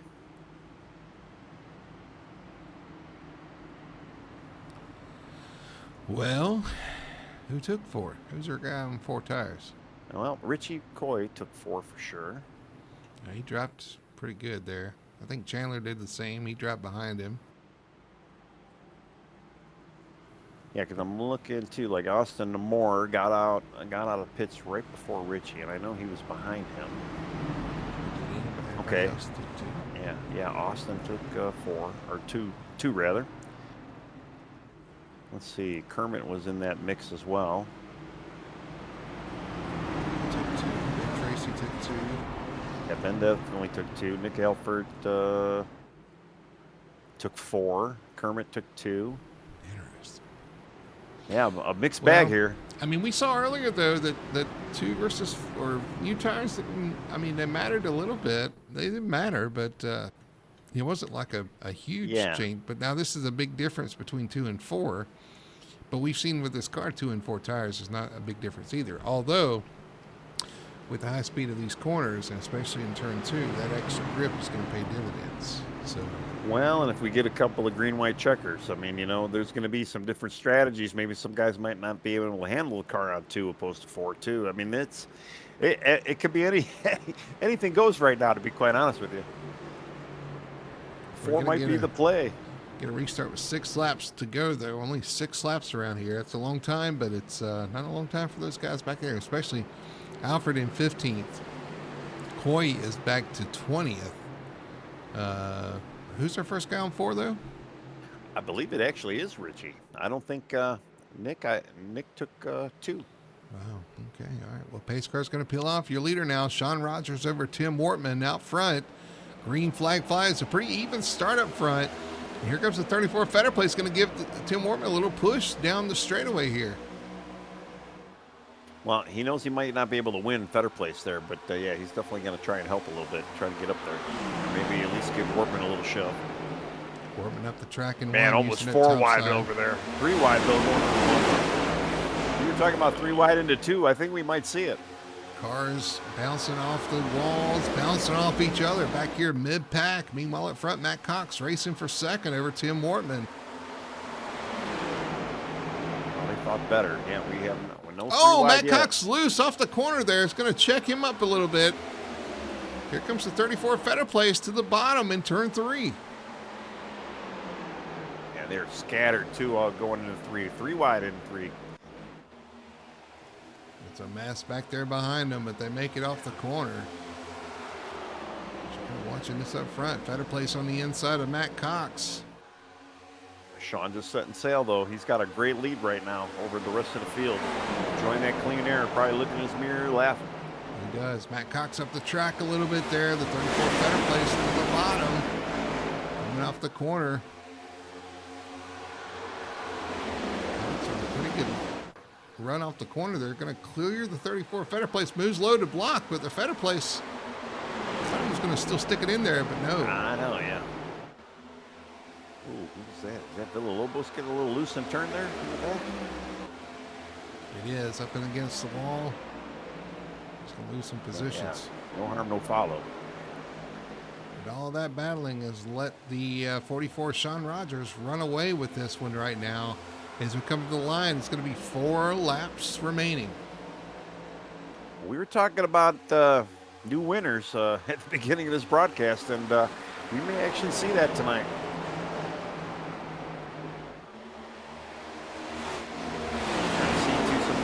Tires, those are 4 tires right now. Yeah, Richie's still kind of stuck back in 17th right now. Well, they're starting to close back in on Matt Cox now as he's grabbed 3rd place from Fetter Place. He's chasing Matt. Matt's kind of he's snaking throughout the whole track. He's not even just doing on the straightaways now, or the front straight. I don't think those 2 tires are working too well on that double zero. Yeah. Oh, I think he just tapped the wall a little bit there too. Out of 2. Well, they're exiting 3 now. Oh, am I? I wasn't live again. Sorry, I kept going back to look at. I went back to go look at Julio. I'm gonna add an indicator at the top says live. Yeah, I need one. Can it be really big and bright? Cover the whole screen. And put it like green and live and bright at the top. A lot of hard racing back here in the back half of the top 10. Corollas and Medina. Corollas in front of actually Medina. Medina gets around Kermit Henney. Slip back to 7th there in that pit cycle. Medina trying to fight for Kermit there too. Kermit not giving up though. Kermit got a little loose there, but man, he's still going forward. Still fighting. Oh, Tyler Bauer's up the track. Oh, Bauer's hard into the outside wall. Trying to get to him here. Yeah, wow. Sliding way back, so he's going to fall out of contention here. One of your championship contenders with an issue there in turn 3. Yeah, that thing stepped out. It almost stepped out just like Nick Alford we saw a little while ago, but yeah, he had nobody around him either. Everybody did a great job staying off. All right, the battle for second is on. Wortman is in front of the double zero. Or no, he was. I wasn't live. There was a good battle there for a second. Sorry, I missed it.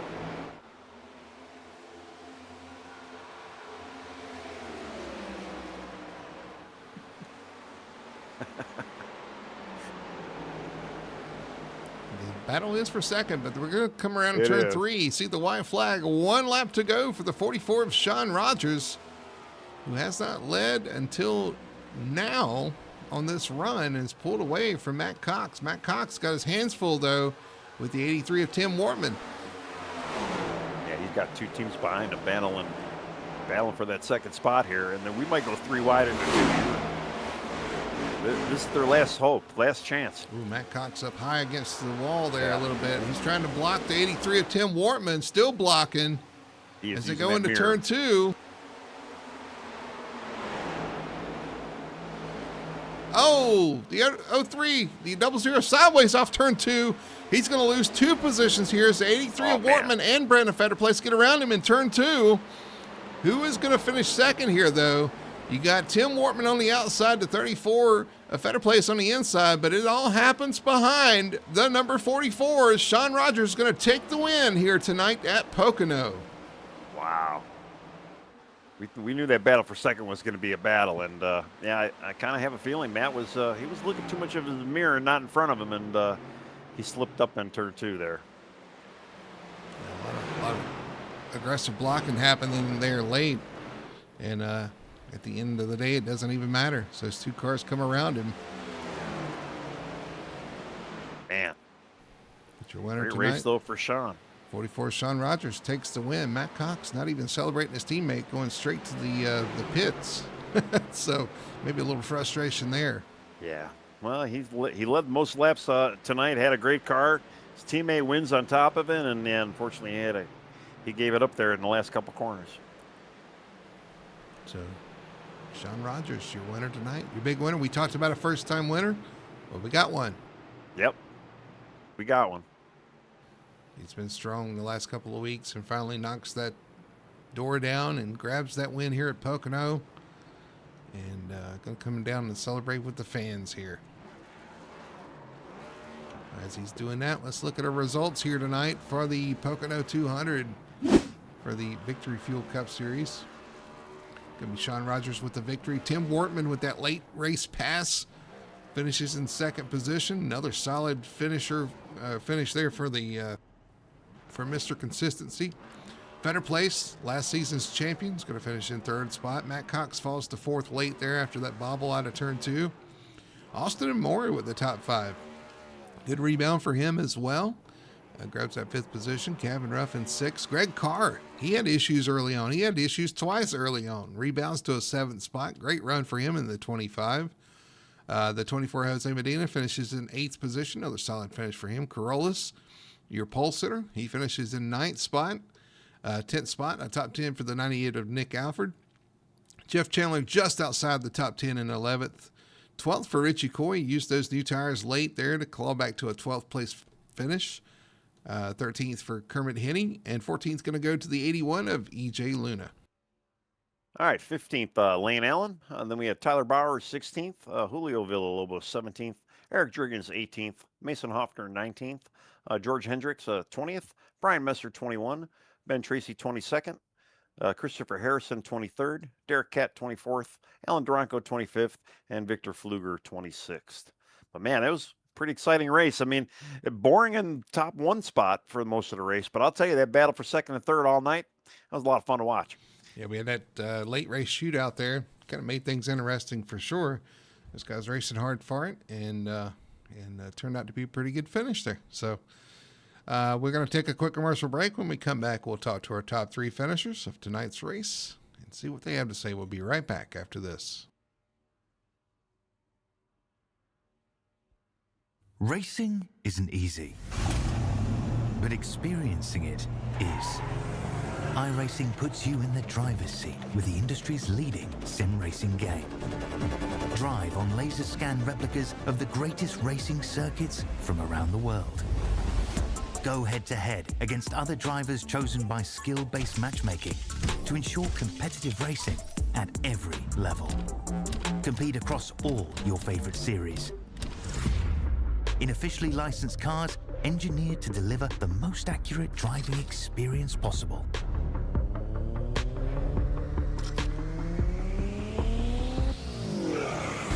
Join a race or host your own with players from across the globe. Race against the computer or in a league with friends. Feel the thrill behind the wheel. Visit iRacing.com.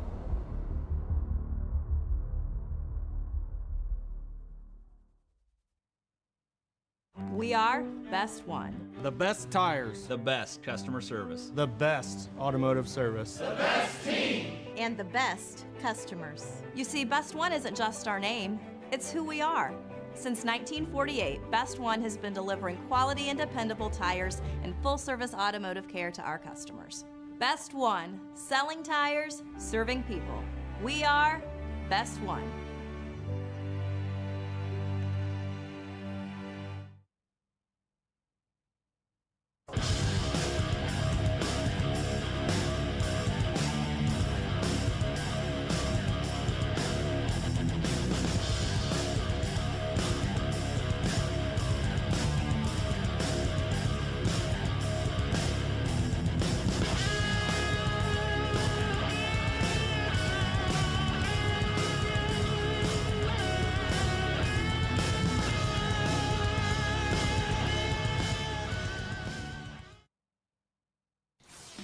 Back here at Pocono Raceway, finishing up the Pocono 200 for the Victory Fuel Cup Series here on Full Throttle Television. We're going to kick it over to our post-race show. And our post-race show, of course, is sponsored by the Fine Line of Whiskey podcast. You can catch those guys.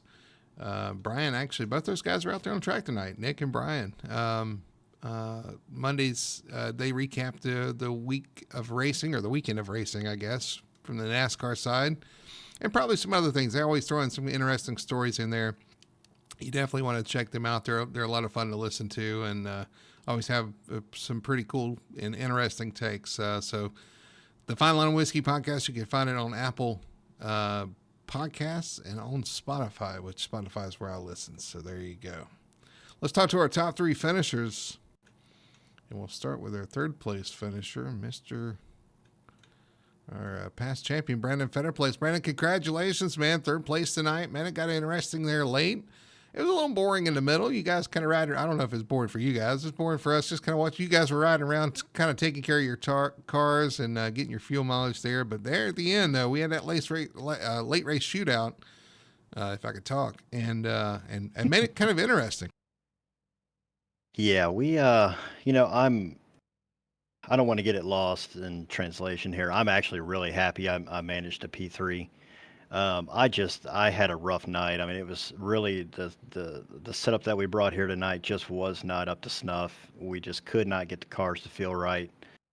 And I know for me, I struggled all night long. So with that, if there wasn't a couple of cautions there at the end, I was finishing probably 8th through 10th at least. Well, you got to get some luck there too sometimes. Right. And listen, hey, you guys, some of the other guys were struggling for handling too. We saw the 00. I don't know if there's late race changes or maybe taking that fuel or what. Kind of got him all out of shape. He dominated early on, but he was having some handling issues too late. So I don't know if the track changed or if it was you guys took 2 tires here at the end too, which could have also played a factor.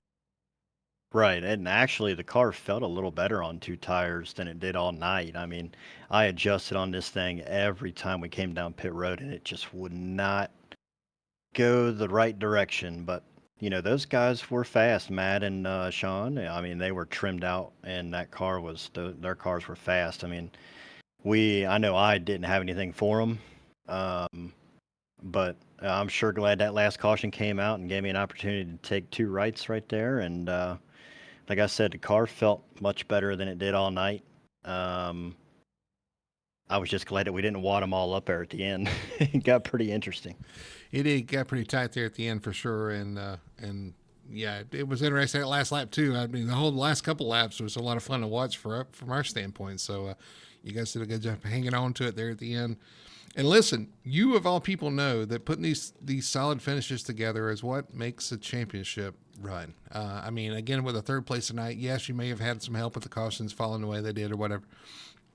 But those are the kind of nights. These are the kind of nights where you turn a top 10 car into a top 5 car, and Right. And that's kind of what puts you on a path to chase another championship here. What are your thoughts on that and kind of just grinding through this one as we head in later into the season?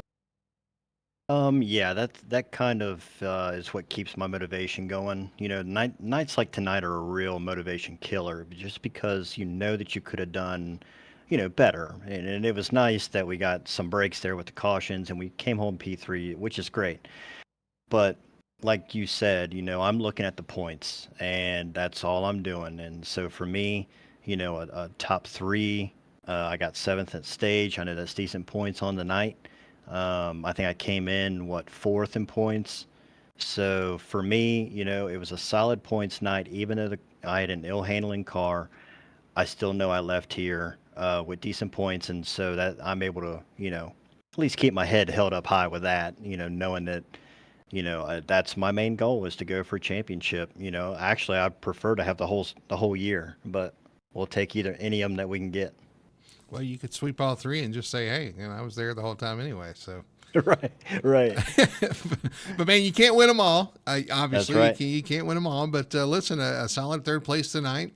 A good points night for sure. Something to hang your head high on. And you got some things to chase there going forward, man. So that's going to be a lot of fun to see you guys kind of work a little bit harder and try to find that little bit of extra speed going forward, man. So congrats on third. I'm going to throw it to you, let you do your shout outs and your sponsor plugs.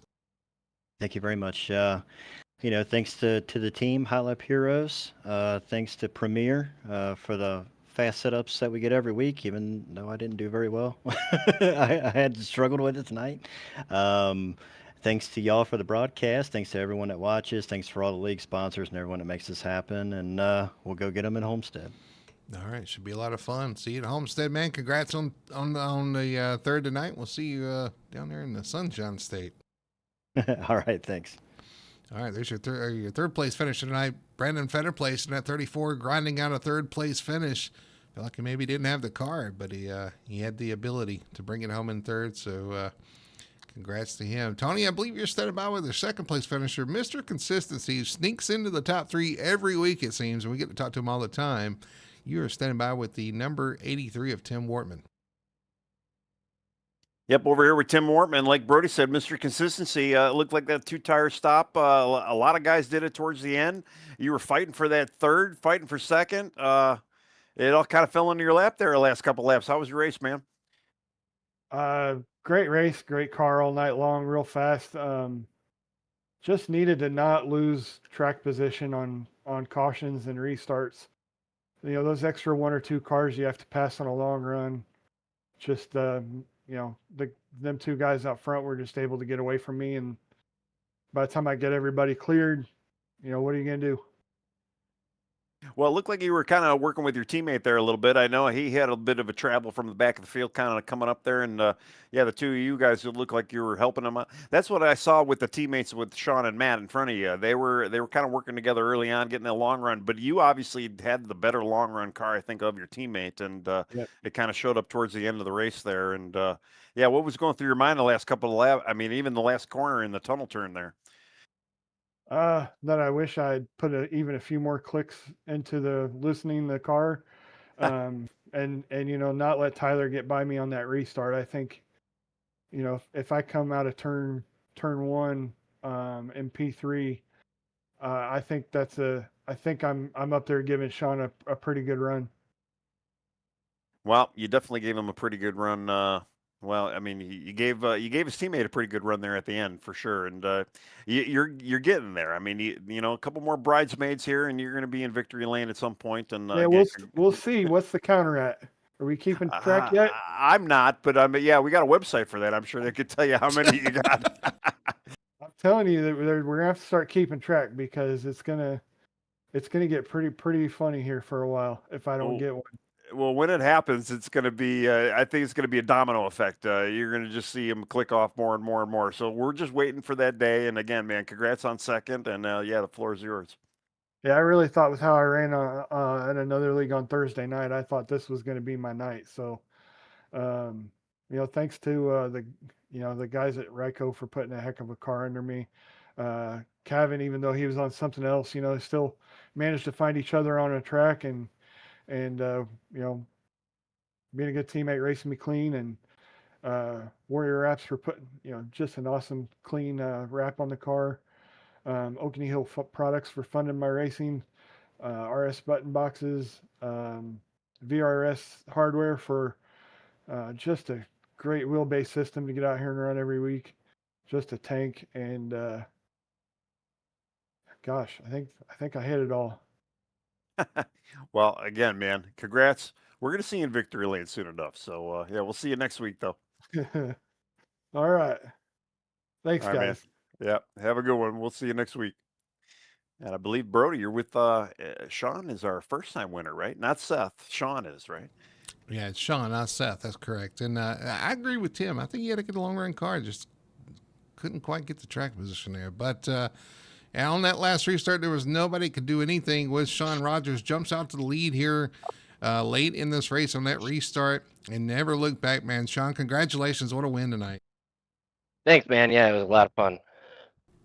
Hey, listen, you most of the race you played the team game with your teammate. You know, you guys were running up front together, and you kind of being the nice little teammate, running back there behind him, kind of cruising along everything. And then it turned out to be your turn at the end, and things kind of flipped that sideways. So I guess good things come to those who wait, huh?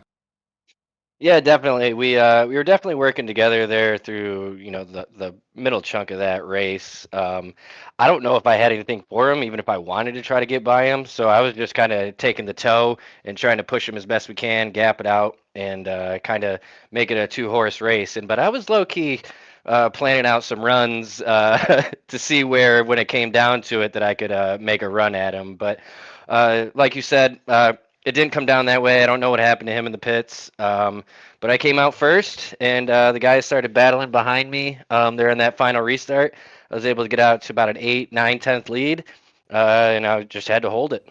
Yeah, you had to be looking in your mirror and smiling, seeing those guys run side by side. You were just continuing to pull away. Those guys racing behind you late in the race, man. Was there any point that you were like, okay, I got enough of a lead now. This is mine as long as the caution doesn't come out? Yeah, once I got it to, it was almost about a second, maybe just shy. I knew Cox was, I knew he was faster than me, but with the amount of laps, I'm like, there's no way he's not 2, 3 tenths faster a lap than I am. So I should be able to hold it, providing I don't screw up. So once I seen, them really fighting for it off that final restart, and I kind of got out to that lead, I knew that I just had to hit my marks, and I was looking at the mirror a little bit, but mostly eyes forward. Like I said, just hit my marks, and I figured I would have a good chance at it. Well, you guys have been fast all season. You guys bring speed every week, and it was just a matter of time before you guys hit victory lane. I think tonight we kind of thought it was going to be Matt there for the longest, but you guys running 1 and 2 there, you were able to capitalize that as well, man. So congrats to the team. You guys are quick every week. You finally put it together, got it in victory lane there. So congrats on that. I'm going to throw it to Tony, though. Tony, go ahead and take it away. Well, I'm going to bounce off that as well. I mean, yeah, congrats to the team. Congrats on yourself. The two of you guys were like rocket ships working together early on as well. You got a little separated, but you started to kind of close in on them as well. I mean, you guys were class of the field tonight. I just got to give you guys both props. I mean, you did a great job. And probably not the finish that Matt wanted, but you were able to kind of pull it out there at the end. You didn't really go for the lead when you were following him, and I don't know if you were even trying to go for the lead, but you definitely got the lead at the end there, and made it work. Yeah, definitely. I wasn't really trying. I realized that, us working together, when I could get to him and give him at least the arrow push, I couldn't get to his bumper like we're at Daytona or anything. But we were definitely, that was calculated. And then the plan was, kind of keep pulling away and let's make it a 2-man race. And I mentioned it earlier. I was kind of testing out runs, during that time with no intention to pass him, but just to see what kind of run I could generate and where. So when it came down to it, I wasn't going to let him just walk away. So unfortunately, it didn't work out for him. It would have been fun for me and him to kind of have we've raced together for years. So for me and him have a little duel for a win would have been fun. It kind of sucks what happened to him, but I was able to capitalize on it. So I ain't too mad. No, it was a great night tonight. Yeah, absolutely, man. You guys, again, a strong run tonight. You and the 00. The points are looking pretty good for you guys. We're going to Homestead next week, and it is off the beaten path because the official has switched to that new street course on Naval Base. But we are on the oval at Homestead. Are you guys prepared for that one?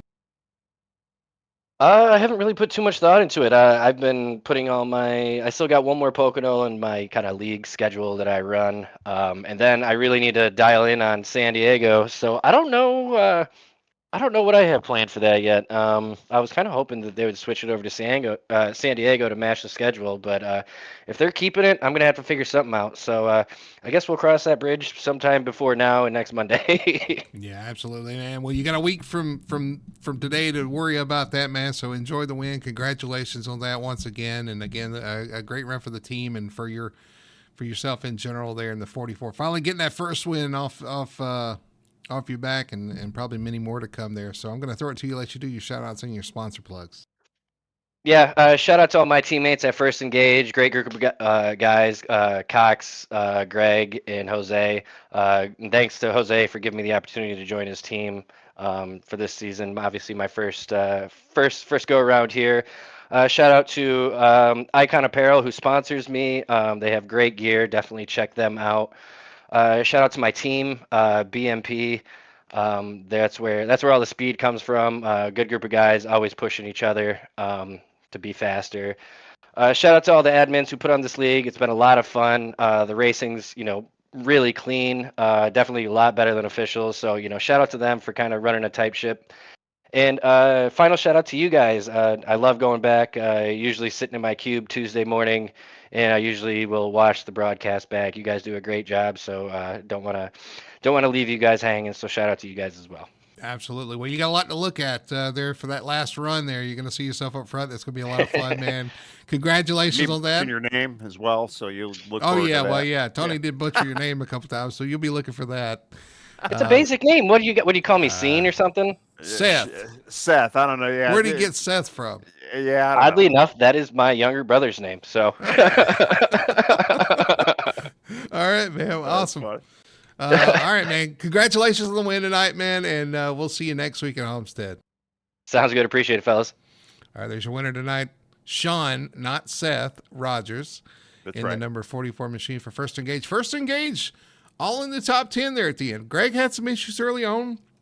He rebounded. Jose Medina hung around the top 10 the whole night, got a top 10 finish. So all four of their cars in the top 10 once again. This team has really put it together. Well, First Engage, and first in victory lane as well. So, they're definitely, dare I say, they're kind of, giving Hot Lap Heroes a little run for their money here. I don't know. I mean, they did tonight. I mean, you heard Fetter Place as well too say that the setup wasn't up to snuff, and next week they're going to have to come with something totally different, totally unique. So they're not going to have the setup shops to lean on. So things are heating up. They're going to be bringing the heat for sure. High Lap Heroes going to be looking to get back in victory lane. And First Engage looking to stake their claim here as they won here tonight, trying to go 2 for 2 next week at Homestead. Well, let's look at our broadcast schedule here for Full Throttle Television. We are at the halfway point in our weekly schedule. Next up, tomorrow night, the Apex Racing Cup Series. They'll be in action. Where were they at? I forgot. Where were they at on Sunday? Do you remember, Tony? They were at Darlington. So we were at Darlington Tuesday. All Yep, right, tomorrow night, Darlington. another dose of Darlington. And that was a lot of fun to call and fun to watch. So we'll see what happens Tuesdays, this Tuesday at 9 p.m. here on Full Throttle Television. Of course, we ended on Wednesday at 9 p.m. for the Sim Racing Points Truck Series. Definitely want to tune in for that as well. Going to be a lot of fun. The next couple of days, definitely want to check us out. Make sure to like and subscribe too. We're, again, trying to hit those 1,000 subscribers. So if you're watching, you aren't subscribed, hit that subscribe button. Let's try to get to 1,000 and see what we can do for 1,000 subscribers. Love having you guys along. And it was a long one, but it was a fun one here tonight at Pocono Raceway. But that's going to do it for us here tonight from Pocono. The Pocono Mountains are complete. We move on. So for everybody at Full Throttle Television, for Tony Solari, my name is Brady Hanna. Thanks for watching along with us. Hope you guys have fun. And we'll see you tomorrow night, 9 p.m. for the Apex Racing O'Reilly Series from Darlington. Sorry, the Cup Series from Darlington. We'll see you then.